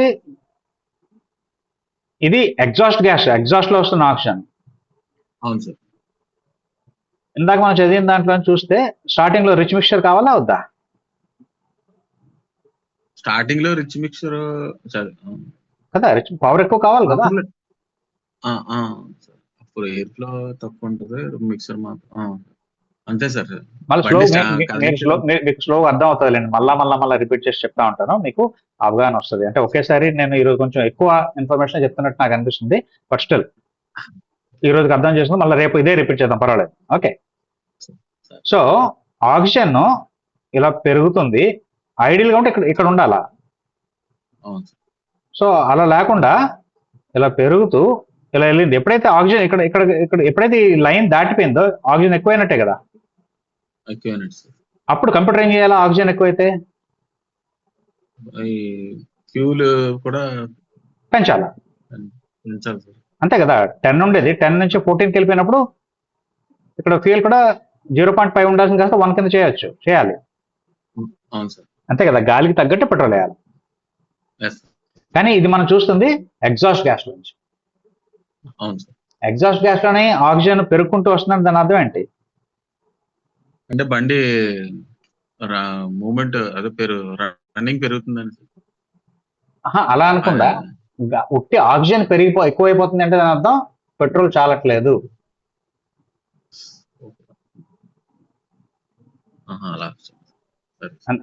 ఇది ఎగ్జాస్ట్ గ్యాస్ లోని ఆక్సిజన్. ఎగ్జాస్ట్ గ్యాస్ లోనే మామూలుగా అంత ఐడియల్ గా జరిగితే 5 grams ఆక్సిజన్ వచ్చేయాలనుకోండి, ఐడియల్ గా ఉంటే అనుకుందాం. ఐడియల్ గా అయితే 14.7 grams ఆఫ్ ఆక్సిజన్ వస్తే 1 gram పెట్రోల్ వేయాలి. కంప్యూటర్ అలాగే వేసింది. ఓకే, అప్పుడు బర్న్ అయిపోయిన తర్వాత అనుకుందాం ఒక 5 grams ఆక్సిజన్ మళ్ళీ ఎగ్జాస్ట్ గ్యాస్ లోకి వచ్చేయాలి. అంటే ఎంత ఖర్చు అయినట్టు? 9.7 ఖర్చు అయినట్టు. దానికి తగ్గట్టు 1 gram ఆఫ్ ఎయిర్ ఏదైతే వచ్చిందో, 1 gram ఆఫ్ పెట్రోల్ ఏదైతే వేసారో, అప్పుడు దాని అర్థం ఏంటవుతుంది? ఇది కూడా ఒకసారి మీరు కన్ఫ్యూజ్ అవ్వద్దు, మళ్ళీ చెప్తాను, ఏం కన్ఫ్యూజ్ కాకండి, చెప్తాను. 14.7 grams గాలికి కానీ వెళ్తే, గాలి అనే బదులు ఆక్సిజన్ అన్నాం. పెట్రోల్ ఇక్కడ పెట్రోల్ తగ్గాలి సార్. అలా అయితే తగ్గాలి కదా, తగ్గాలంటే ఎవరు చేస్తారు? మళ్ళీ కంప్యూటర్ చేయాలి. సో కంప్యూటర్ కి తెలిసేటప్పటికి కొంచెం లేట్ అయిపోతుందా లేదా? డిలే అవుతుంది సార్. ఈ లోపు ఆక్సిజన్ తాలూకా అమౌంట్ ఇక్కడ మారిపోద్దా లేదా? మారుతుంది సార్. అప్పుడు కంప్యూటర్ కొంచెం ఎక్స్ట్రా పెట్రోల్ ఇస్తుంది. అది ఇచ్చే లోపు అంటే కంప్యూటర్ తెలుసుకొని అది ఇచ్చి, అది మళ్ళీ ఇంజెక్టర్ నుంచి బయటకు వచ్చి ఫైర్ అయ్యి అన్నీ అయ్యేటప్పటికి అప్పటికే రియల్ వరల్డ్ సిచ్యువేషన్ మారిపోతుందా లేదా? మీరు అట్లీస్ట్ ఒక 1 meter అయినా ముందుకెళ్ళి ఉంటారు లేదా? అవును సార్. ఆ ముందుకెళ్ళినప్పుడు అక్కడ ఏదో ఎత్తు వచ్చింది అనుకోండి, స్పీడ్ బ్రేకర్ వచ్చింది అనుకోండి, స్పీడ్ బ్రేకర్ లేకపోతే డౌన్ రావడం ఏదో జరిగితే, డౌన్ వచ్చింది అనుకోండి, ఆటోమేటిక్ స్పీడ్ పెరిగిపోద్దా లేదా? అవును సార్. కంప్యూటర్ కి డౌన్ వచ్చిందని తెలిస్తే గానీ మళ్ళా పెట్రోల్ కట్ చేయలేదు. అవును సార్. ఇది కానీ మీరు మైండ్ లో పెట్టుకుంటే ఎగ్జాస్ట్ గ్యాస్ నుంచి వస్తున్న ఆక్సిజన్ లెవెల్ మారుతూనే ఉంటుంది. మారుతా ఉంటే దానికి అనుగుణంగా పెట్రోల్ కూడా మారుస్తూ ఉండాలి. అది ఇలా వెళ్తాం. ఓకే, మారుతా ఉంటే ఇది యాక్చువల్ గా ఉండాల్సింది, కానీ మారుతున్నప్పుడు రియల్ వరల్డ్ సిచ్యువేషన్ లోనే అది ఇంపాసిబుల్. ఇది ఓన్లీ థియరీ పార్ట్ లోనే మన ఎక్స్పెరిమెంట్ చేయడానికి పనికొచ్చే ఇన్ఫర్మేషన్. 14.7:1 మెయింటైన్ చేయడం అంటే ముందు హైవేలో కూడా 14.7:1 మెయింటైన్ చేయలేము, ఇంపాసిబుల్.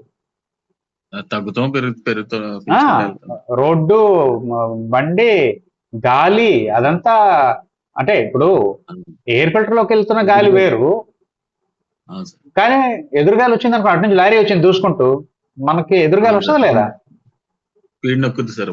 అప్పుడు మరి బండి వెనక నొక్కినట్టే కదా బండిని. మరి వెనక నొక్కినప్పుడు తయారైన ఎనర్జీ సరిపోదు కదా. సో ఎట్టి పరిస్థితుల్లోనే 14.7:1 మెయింటైన్ చేయలేదు, కానీ దానికి అనుగుణంగా కంప్యూటర్ ఇవ్వడానికి ట్రై చేస్తూనే ఉంటుంది. మన పిల్లలు తప్పు చేస్తూనే ఉంటారు, మన వాళ్ళని కరెక్షన్ చేస్తూనే ఉంటాం, మనం చచ్చినంత వరకు పిల్లల మీద ఉన్న ప్రేమతో అలా చేస్తూనే ఉంటాం. అవును పిల్లలు కూడా పాపం మా అమ్మ మా పేరెంట్స్ చెప్పారు అని పాపం మంచిగానే ఉండని ట్రై చేస్తారు, కానీ పిల్లమో లేకపోతే గర్ల్ ఫ్రెండ్ ఇన్ఫ్లుయెన్స్ చేసుకుని మారిపోతా ఉంటారు. అవును సార్. వాళ్ళకి అనుగుణంగా మనం కూడా కొంచెం కొంచెం మారుతూ ఉంటాం, ఇన్స్ట్రక్షన్స్ ఇస్తూ ఉంటాం, లేకపోతే అలుగుతాం, ఏదో చేస్తూనే ఉంటాం. ఇదంతా అవును సార్. నిరంతర ప్రక్రియ. అవును సార్. అలానే ఈ ఆక్సిజన్ కూడా, ఎగ్జాస్ట్ నుంచి వచ్చిన ఆక్సిజన్ కూడా కాసేపు రిచ్ లో ఉంటది, కాసేపు లీన్ లో ఉంటది, కాసేపు రిచ్ లో ఉంటది, లీన్ లో ఉంటది, నార్మల్. Okay sir. అర్థమైంది సార్. ఇప్పుడు అర్థమైందా? అర్థమైంది సార్. సో మనం ఈ ఎగ్జాస్ట్ లోంచి వెళ్ళిపోతున్న ఆక్సిజన్ ని మెజర్ చేయడం వలన మనకి ఫ్యూల్ వేస్ట్. ఎగ్జాస్ట్ గ్యాస్ లో ఉన్న ఆక్సిజన్ ని మెజర్ చేయడం వలన సార్ మనకి ఫ్యూల్ ఫ్యూయల్ ఇంజెక్షన్ ని ఏ వేస్ట్ విధంగా అవ్వకుండా. కంట్రోల్ చేయాలో కంప్యూటర్ తెలుస్తుంది. Yes sir. అలా చేసుకుంటూ వెళ్ళడం వలన సార్ పొల్యూషన్ అంటే తగ్గుతుంది. ఎందుకంటే అన్నెసరిగా పెట్రోల్ కాల్చుకుంటే ట్రై చేస్తుంది, పొల్యూషన్ తగ్గుతుంది సార్. తక్కువ అయిపోయి పెట్రోల్ చాలట్లేదు అన్నప్పుడు కొంచెం ఇంజెక్షన్ కాసేపు ఎక్కువసేపు ఇస్తుంది. సార్ సో వీటిలన్నిటినీ మానిటరింగ్, రియల్ వరల్డ్ సిచ్యువేషన్ లోని మానిటరింగ్ చేసుకుంటూ దానికి తగ్గట్టు పెట్రోల్ ని మారుస్తూనే ఉంటది ప్రతి క్షణం. అవును సార్. అందువల్ల మనకి ఎఫిషియన్సీ పెరుగుతుంది, పొల్యూషన్ తగ్గుతుంది. Yes sir. Right? Yes sir. So ఈ ఆక్సిజన్, ఎగ్జాస్ట్ గ్యాస్ లో వెళ్ళిపోతున్న ఆక్సిజన్ ఎంత ఉంది అని చూపించే సెన్సరే ఆక్సిజన్ సెన్సార్.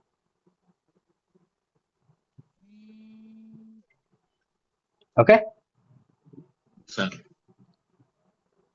ఆక్సిజన్ సెన్సార్ ని ఎగ్జాస్ట్ లో పెట్టడం వలన ఫ్యూయల్ కరెక్షన్ జరుగుతుంది. సార్ ఎయిర్ ఫ్యూయల్ సెన్సార్ అని కూడా అంటారు అందుకనే. ఓకే, ఆక్సిజన్ సెన్సార్ ని ఎయిర్ ఫ్యూయల్ సెన్సార్ అని కూడా అంటారు.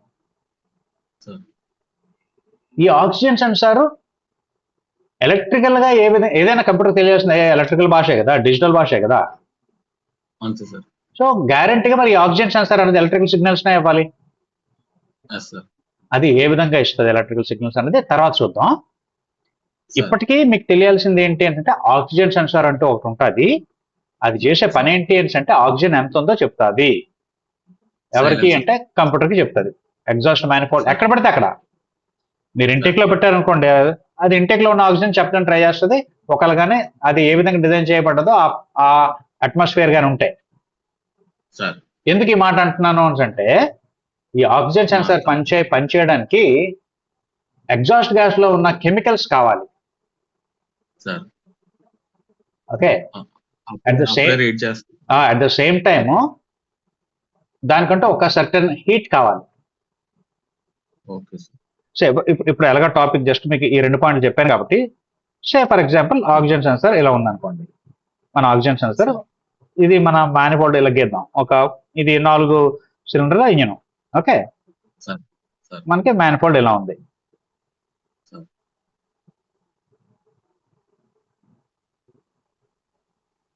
ఇలా ఉండి ఇలా వచ్చింది.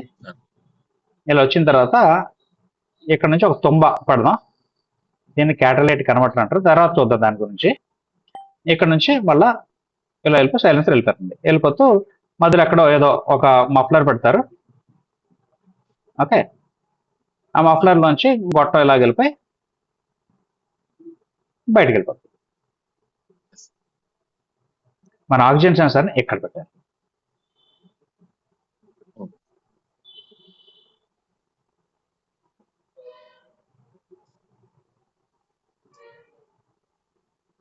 ఓకే, ఆక్సిజన్ సెన్సార్ని ఫుల్ సైలెన్సర్ లో పెట్టేశారు. లోపల ఒక సైలెన్సర్ వెళ్ళిపోతున్న గ్యాసెస్, ఈ గ్యాస్ కన్నాలు వెళ్తాయి కదా, వెళ్ళి కాస్త ఇక్కడ దీనికి కొంచెం కన్నాలు పెట్టారు. ఓకే, దాన్ని వేరే గీస్తాను. ఇలాగుండి కన్నాలు పెట్టారు, పెట్టి ఇలా ఉంది. ఓకే, ఈ ఎగ్జాస్ట్ గ్యాసెస్ అన్ని ఈ కన్నాల ద్వారా వెళ్తున్నాయి. వెళ్ళి ఇలా వెళ్ళిపోతుంది. ఇందులోని కెమికల్ రియాక్షన్ జరుగుతుంది.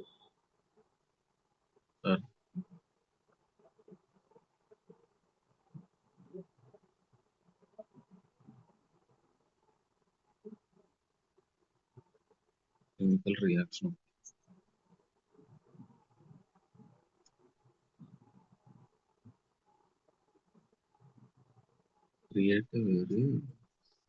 Create a very small current.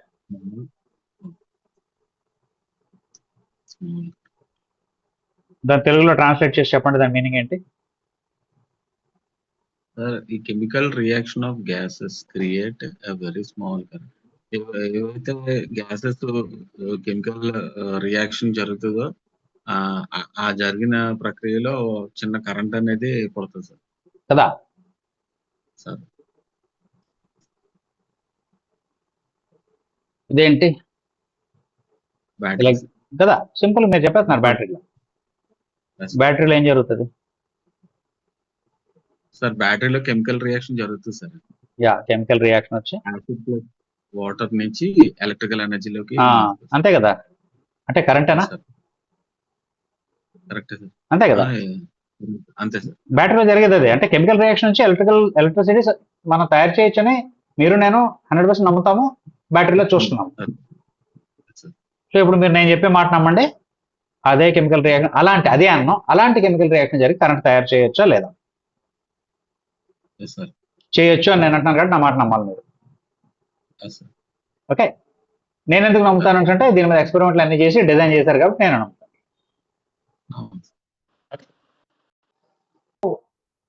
ఒకటి మనకు అర్థమైంది ఏమని,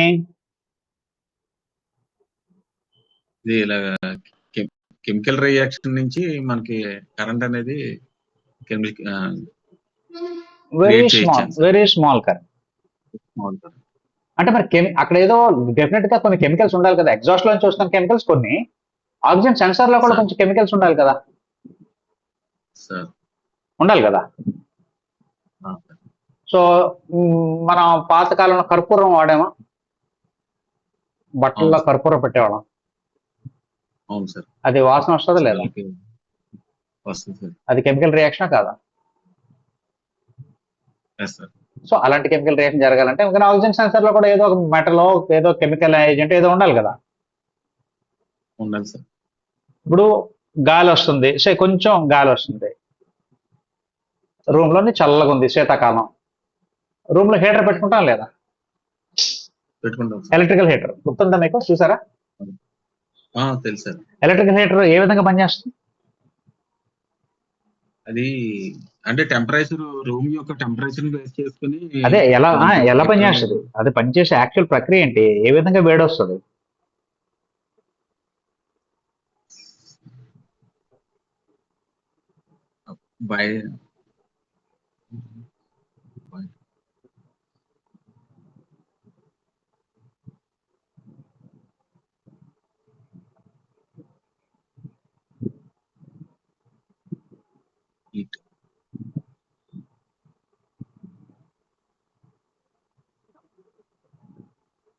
ఇంతేనా?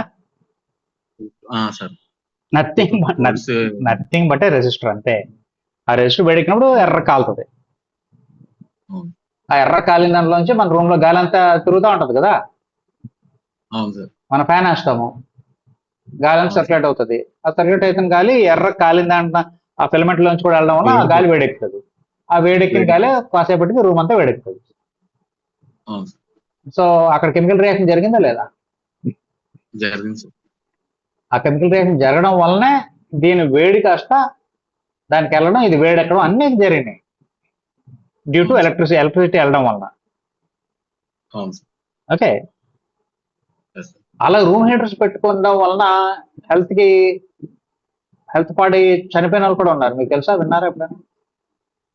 విన్నాను సార్. అంటే దాని అర్థం గ్యారంటీగా కెమికల్స్ విడుదల అవుతున్నాయి, ఎలక్ట్రిసిటీ పాస్ అయ్యి ఆ హీటర్ లోంచి ఎర్రగా వేడి కాలితే హీట్ వస్తాయి. ఆ కెమికల్ రియాక్షన్స్ జరిగినప్పుడు ఒక చిన్న ఎలక్ట్రిసిటీ వస్తుందని బ్యాటరీలో చూసాం. కెమికల్ రియాక్షన్ జరిగిన కరెంట్ తయారు చేయొచ్చు అని మనం బ్యాటరీ చూసి నమ్మొచ్చు. యా. సో అదే అది ఎగ్జాక్ట్ గా ఎలాగన్నది మీకు నాకు అనవసరం యాజ్ ఎ టెక్నీషియన్. కానీ ఆ ప్రక్రియ జరుగుతుంది అని నమ్మగలిగినప్పుడు నమ్మిన వానికి సమస్తం సాధ్యం అన్నారు. సో మనకి ఇలా ఉంది ఇలా ఉండి ఇందులో కన్నాలు పెట్టారన్నాను. మన గ్యాసెస్ ఏవో ఎగ్జాస్ట్ గ్యాస్ ఇలా వెళ్ళిపోతూ ఈ కన్నాల్లోంచి వెళ్ళి లోపల ఏదో సంథింగ్ ఏదో పెట్టారు. ఏదో అన్నాం ప్రస్తుతానికి, మీకు నాకు అనవసరం. ఏదో పెట్టారు. ఏదో పెట్టిన దాన్ని బట్టి అది రియాక్ట్ అయ్యి కొంచెం కరెంట్ తయారు చేస్తుంది. సో ఆ కరెంట్ తయారు చేసిన కరెంటు మనకి గ్రాఫ్ లో చూస్తే ఇలా ఉంది. ఓకే, ఈ గ్రాఫ్ దేని బట్టి ఆధారపడి ఉంది? తయారైన కరెంట్ బట్టి ఆధారపడి ఉంది. ఆ తయారైన కరెంట్ దేని బట్టి ఆధారపడి ఉంది? జరిగే కెమికల్ రియాక్షన్ బట్టి ఆధారపడి ఉంది. కెమికల్ రియాక్షన్ దేని బట్టి ఆధారపడి ఉంది? అందులో చూస్తున్న ఆక్సిజన్ బట్టి మారుతా ఉంది కెమికల్ రియాక్షన్. ఓకే, సో ఇది వేడెక్కినప్పుడే ఆ రియాక్షన్ జరుగుతుంది. అంటే వేడెక్కినట్టు మామూలు వేడి కాదు, దానికంటూ ఎర్ర కాలినంత టెంపరేచర్లు ఏవో రావాలా. సో బండి స్టార్ట్ చేయగానే టెంపరేచర్ వస్తుందా? రాదు. అందుకని అలా ఏం చేశారు అంటే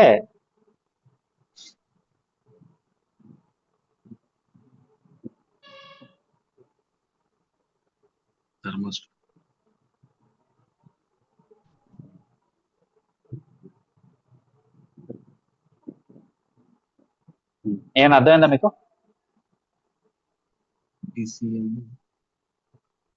ఈసీఎం నుంచి కరెంట్ పంపించారు. కరెంట్ పంపిస్తే ఆ కరెంట్ ఇలాగొచ్చి ఇలా వెళ్ళి ఒక లోపల ఒక రెసిస్టర్ పెట్టారు.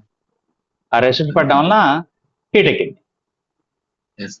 సో ఎప్పుడైతే రెసిస్టర్ పెట్టడం వల్ల రెసిస్టర్ హీట్ ఎక్కిందో ఆ ఇంజిన్ తాలూకా హీట్ తో సంబంధం లేకుండా స్టార్ట్ అవగానే ఆక్సిజన్ సెన్సర్ పనిచేయడం మొదలు లేదా? సో ఒక హీటర్ కావాలా, రెండు మరి తయారైన కరెంట్ కాస్త వైర్లోంచి కదా వెళ్ళాలి. లోపల ఏదో కెమికల్ రియాక్షన్ జరిగిన తర్వాత వైర్ అంటే ప్లస్ మైనస్ ఉండాలి కదా. ఉన్నదే ఆ ప్లస్ లోంచి వచ్చిన సిగ్నల్ వెళ్ళి ఇది ఎందులోకి వెళ్తుంది? మళ్ళా ఈసీఎంలోకి వెళ్తుంది.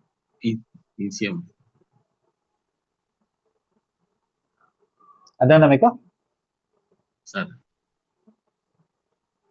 ఆక్సిజన్ సెన్సారు ఎలా పనిచేస్తుంది అంటే సైలెన్సర్ లోంచి వెళ్ళిపోతున్న పొగలు ఆక్సిజన్ సెన్సార్ లో నుంచి వెళ్ళినప్పుడు లోపల ఒక కెమికల్ రియాక్షన్ జరిగి బ్యాటరీలో ఎలాగైతే కెమికల్ రియాక్షన్ జరిగి ఎలక్ట్రిసిటీ తయారవుతుందో అలాగా ఆక్సిజన్ సెన్సార్ లోని కరెంట్ తయారవుతుంది. బ్యాటరీలో తయారవుతుందని నమ్మినప్పుడు కరెంట్ ఆక్సిజన్ సెన్సార్ లో కెమికల్ రియాక్షన్ వల్ల తయారవుతుందని నమ్మాల్సిందే కదా. ఎందుకంటే ఆ సైంటిస్ట్ ప్రూవ్ చేసి ఈ రోజు వరకు బళ్ళల్లో ఉంచారు. సో కరెంట్ తయారవుతుందని మనకు తెలిసిపోయింది. ఆ కరెంట్ ఏ విధంగా తయారవుతుంది అంటే ఆక్సిజన్ కి అనుగుణంగా, క్వాంటిటీ ఆఫ్ ఆక్సిజన్ కి అనుగుణంగా తయారవుతుంది అన్న. సో ఈ ఆక్సిజన్ ఈ గ్రాఫ్ ఒకవేళ కానీ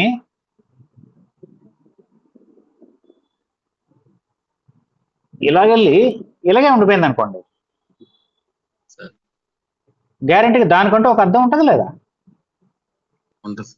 అంటే ఇక్కడ ఆక్సిజన్ ఇక్కడ పై దాంట్లోనేమో తగ్గుతూ పెరుగుతుంది నార్మల్ అన్నాము. ఇక్కడేమో తగ్గుతూ పెరగకుండా జస్ట్ ఒకే దగ్గర ఉండిపోయింది. అంటే ఆక్సిజన్ ఎక్కువైపోయి ఉండిపోయింది అనుకుందాం ఎగ్జాంపుల్. అంటే ఎంత టైం చూసినా ప్రతి మైక్రో సెకండ్ లో కంప్యూటర్ చూస్తున్నా ఆక్సిజన్ లెవెల్ మారట్లే. ఇక్కడ ఆక్సిజన్ తాలూకా తయారు చేసిన కరెంట్ మారట్లే. అంటే అక్కడ వస్తున్న ఆక్సిజన్ ఏదో ఒక క్వాంటిటీలో ఫిక్స్ అయిపోయి ఉండిపోయింది. యాక్చువల్గా అయితే ఆక్సిజన్ మారుతా ఉండాలా? ఎందుకు? రియల్ టైంలోని మారుతూనే ఉంటది. కంప్యూటర్ ఇచ్చేలోపు కండిషన్ మారిపోవడం వల్ల మళ్ళీ తగ్గించాలా, మళ్ళీ పెంచాలా, మళ్ళీ తగ్గించాలా, అన్ని కంప్యూటర్ చేస్తున్న క్రమంలో రెగ్యులర్ గా ఉండేదైతే ఇలా ఉంటుందని చెప్పాము. అలాంటిది కాస్త తగ్గకుండా ఇలాగే ఉంది. దాని అర్థం గ్యారంటీగా తేడా అని మనకు అర్థమైందా లేదా? అర్థమైంది సార్. ఇలా నేను ఇది టిక్ పెట్టి ఇది ఇక్కడ ఇంటూ పెడితే క్రాస్ పెడితే దాని అర్థం ఇది తేడా గ్రాఫ్. సార్ అవును సార్. ఒకవేళ కానీ ఇలా కాకుండాను ఇది యాక్చువల్ గా ఉండాల్సిన గ్రాఫ్ అయితే ఇలా ఉండాలనుకోండి, అలా పైకి వెళ్ళి ఉండిపోయింది. లేదు కిందనే ఉండిపోయింది, ఇలాగా సార్ ఇలా కిందనే ఉండిపోయింది. ఇది కూడా తేడా కదా. తేడా సార్. యాక్చువల్ గా ఉండాల్సింది ఎలా ఉండకూడదు, యాక్చువల్ గా ఉండాల్సింది తగ్గుతూ పెరుగుతూ ఓకేనా. సార్ దానికి సస్టైన్ అవ్వాలి. దాన్ని బట్టి ఆక్సిజన్ సెన్సార్ తాలూకా రీడింగ్ ని బట్టి ఇంజిన్ రిచ్ గా రన్ అవుతుందా, లీన్ గా రన్ అవుతుందా, లేకపోతే నియర్లీ స్టాయికియోమెట్రిక్ అనొద్దు, నియర్లీ స్టాయికియోమెట్రిక్ లో రన్ అవుతుందా అనేది మనకి తెలిసిపోతుంది. సో మనకి తెలిసిపోతుంది అంటే ఏంటి, ఎప్పుడు తెలుస్తుంది? ఆ గ్రాఫ్ చూస్తేనే మనకు తెలుస్తుంది. తేడా ఏంది అంటే పైకైనా ఉండాలా కిందకైనా ఉండిపోయింది, అంటే రిచ్ అయినా అయిపోయి ఉండాలా, లీన్ అయినా అయిపోయి ఉండాలా. మరి అలా జరగకూడదు కదా. ఎప్పుడు ఐడియల్లో ఉండడానికి ట్రై చేయాలా. ఎప్పుడైతే రిచ్ కానీ లీన్ కానీ వస్తుందో ఇమ్మీడియట్ గా కంప్యూటర్లో ఉన్న సాఫ్ట్వేర్ ప్రోగ్రామ్ బట్టి ఒక కోడ్ పంపిస్తుంది, ఇంజిన్ చెక్ ల్యాంప్ వెలుగుతుంది. అప్పుడు ఇమ్మీడియట్ గా మనం మెకానిక్ దగ్గర తీసుకెళ్తాం లేదా, తీసుకెళ్ళాలి.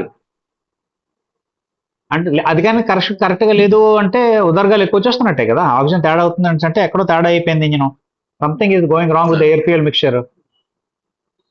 గ్యారంటీగా పొల్యూటెంట్స్ వచ్చేస్తా ఉంటాయి. మెకానిక్ దగ్గరికి వెళ్తే యాజ్ అ మెకానిక్ మనకు తెలియాలి as a technician.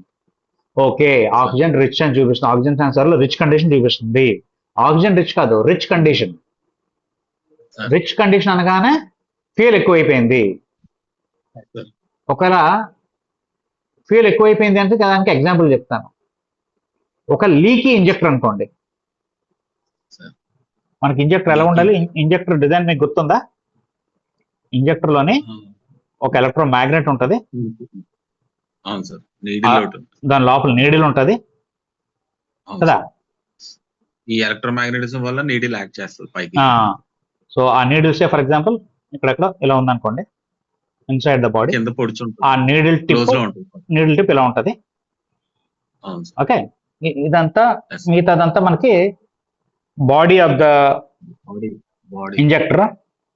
So body of the injector కానీ మనం ఫర్ ఎగ్జాంపుల్ ఇలా గీసాం అనుకోండి, ఇలా గీసి లాస్ట్ ఇలా పెట్టామనుకోండి, ఇక్కడ చిన్న చిన్న కణాల ద్వారా స్ప్రే ఇలా రావాలి. అంటే దీనికి ఫ్యూయల్ అంటూ రావాలిగా, మనం ఇక్కడ నుంచి ఇలా ఫ్యూయల్ కనెక్షన్ పెట్టాము. ఇది ఫ్యూయల్ పంప్ నుంచి వస్తుంది. ఫ్యూయల్ పంప్ నుంచి అంటే కొంచెం ప్రెషర్తో వస్తుంది. ఆ ప్రెషర్తో ఇలా లోపలికి వచ్చినప్పుడు ఇక్కడ దీనికి ఒక వాల్వ్ పెడతారని చెప్పాను, ఇలా ఉంటుంది ఆ వాల్వ్. ఓకే, ఎప్పుడైతే నీడిల్ పైకి లెగుస్తుందో అప్పుడు ఇందులో నుంచి ఫ్యూయల్ ఇందులో వచ్చి ఇలా స్ప్రే అవుతుంది. ఈ షీటింగ్ పోయింది అనుకోండి, అంటే ఇది ఇలా ఉండాలి, ఇది ఇలా ఉండాలి. ఎగ్జాక్ట్ గా అయితే ఎగ్జాక్ట్ గీస్తే ఇలా ఉండాలి కదా. రెండు కలర్స్ లో గీస్తాం. క్లోజ్ అయిపోయినప్పుడు ఎగ్జాక్ట్ గా ఇలా ఉండాలి, క్లోజ్ అయిపోయినప్పుడు రెండింటికి మధ్యలో గ్యాప్ అనుకోండి. కానీ ఇది ఎలా క్లోజ్ అవ్వకుండానో ఫర్ ఎగ్జాంపుల్ క్లోజ్ పొజిషన్ లో ఇలా ఉండిపోయింది అనుకోండి, అప్పుడు ఇందులో నుంచి వెళ్ళిపోద్ది లేదా ఒక చుక్క. మరి ఎక్సెస్ ఫ్యూయల్ అనేది ఎందుకు? ఎక్సెస్ ఫ్యూయల్ ఇక్కడ నుంచి ప్రెషర్ తో వస్తుంది కదా. ఇది కంప్యూటర్ ప్లస్ మైనస్ ఇస్తే ఓపెన్ అవుతుంది. ఇప్పుడు కంప్యూటర్ ప్లస్ మైనస్ ఇవ్వకుండానే మరి ఈ ప్రెషర్ తో ఫ్యూయల్ పంప్ అన్నిటికీ సప్లై చేస్తుంది కదా. ఇక్కడ వరకు వచ్చి ఫ్యూయల్ వెయిట్ చేస్తుంది, ఎప్పుడైతే ఇది పైకి లెగుస్తుందో అప్పుడే ఫ్యూయల్ స్ప్రే అవుతుంది. కానీ ఇక్కడ లీకింగ్ ఉండడం వలన కొంచెం వెళ్ళిపోతుందా లేదా? వెళ్ళిపోతుందండి. మరి ఎక్సెస్ ఫ్యూయలే కదా. ఎక్సెస్ ఫ్యూయల్ అంటే రిచే కదా. ఎప్పుడైతే రిచ్ అంటే మనకి ఆక్సిజన్ సెన్సార్ నుంచి ఇమ్మీడియట్ గా మనకి ఏం తెలుస్తుంది?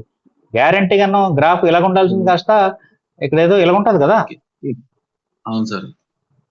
సో అది అలాంటివన్నీ ఎందుకు అలాగ అవుతుందని మనం చూయాలా. లేదా ఇదొక కండిషన్ అవ్వచ్చు, లేదా ఎయిర్ ఫిల్టర్ చోక్ అయిపోయింది అనుకోండి, గాలి వస్తుందా, ఆక్సిజన్ వస్తుందా? మురికితో ఫిల్ అయిపోతే గాలి రాదు కదా. రావాల్సిన గాలి రావట్లేదు.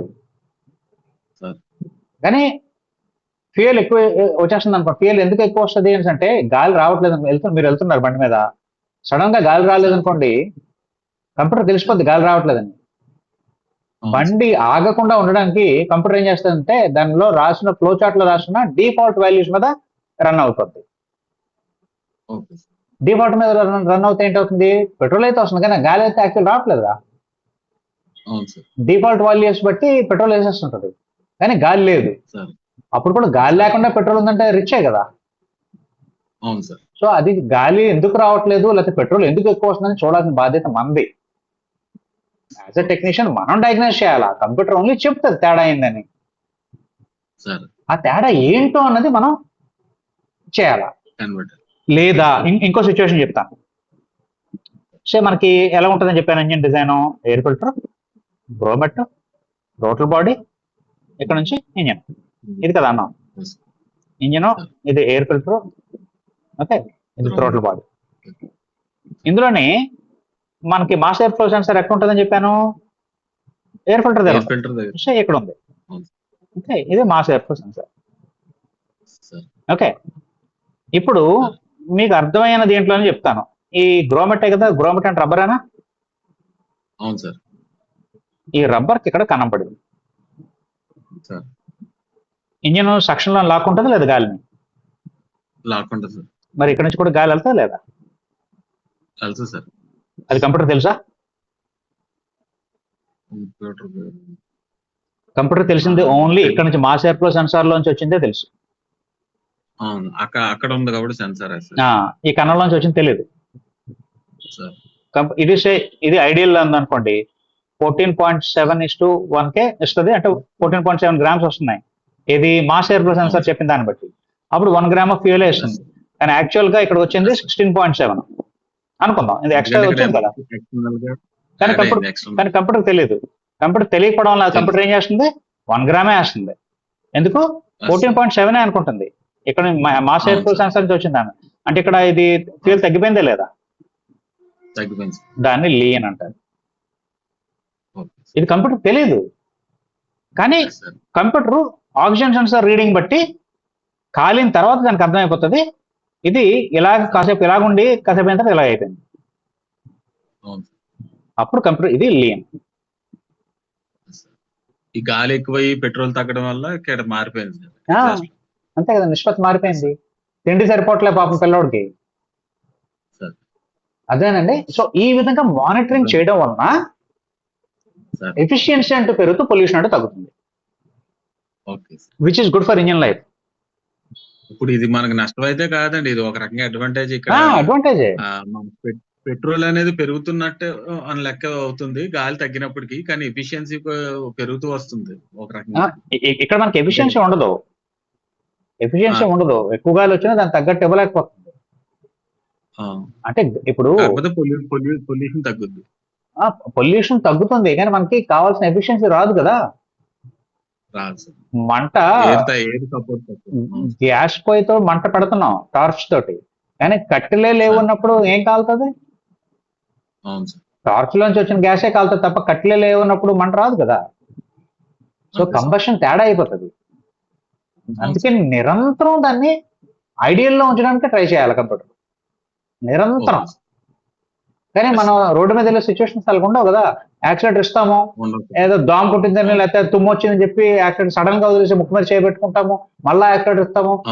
ఆడెవడో ఓవర్టేక్ చేయాలని అంటే గేర్ మార్చకుండా అలాగే లాగేస్తాము. ఇవన్నీ చేసినప్పుడు కంప్యూటర్ లోకి యాక్చువల్ గా వెళ్తున్న గాలికి తగ్గట్టు పెట్రోల్ వెళ్తాది అంటారా? వెళ్ళదు కదా.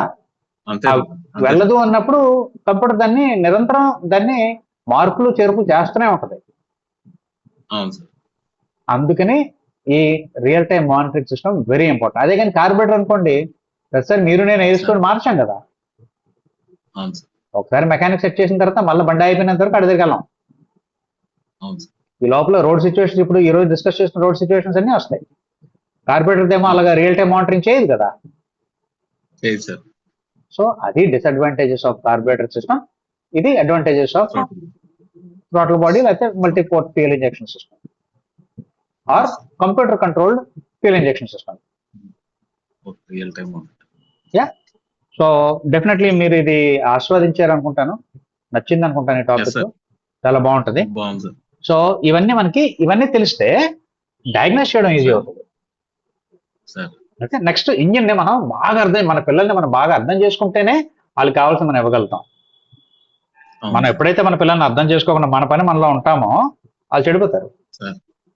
అంతే సార్. అలాగా ఇంజిన్ లో కూడా, ఇంజిన్ లో ఏ విధంగా కాలుతుంది అన్నది కానీ అర్థం చేసుకుంటే దానికి తగ్గట్టుగా అరేంజ్మెంట్ చేస్తా ఉంటే ఇంజిన్ లైఫ్ పెరుగుతుంది, ఎఫిషియన్సీ పెరుగుతుంది, పొల్యూషన్ తగ్గుతుంది. ఓకే. రైట్. సో ఈ రోజుకి ఎక్కడ తాగుదాం? ఎనీ డౌట్స్ ఇప్పటివరకు చెప్పిన దాంట్లో, ఈ రోజు చెప్పిన దాంట్లో? లేదు sir. Yeah, so will continue tomorrow. ఏమైనా డౌట్స్ ఉంటే సార్. నేను అక్కడ. Okay, yeah, okay sir. Okay, by, will meet tomorrow. By sir. By sir.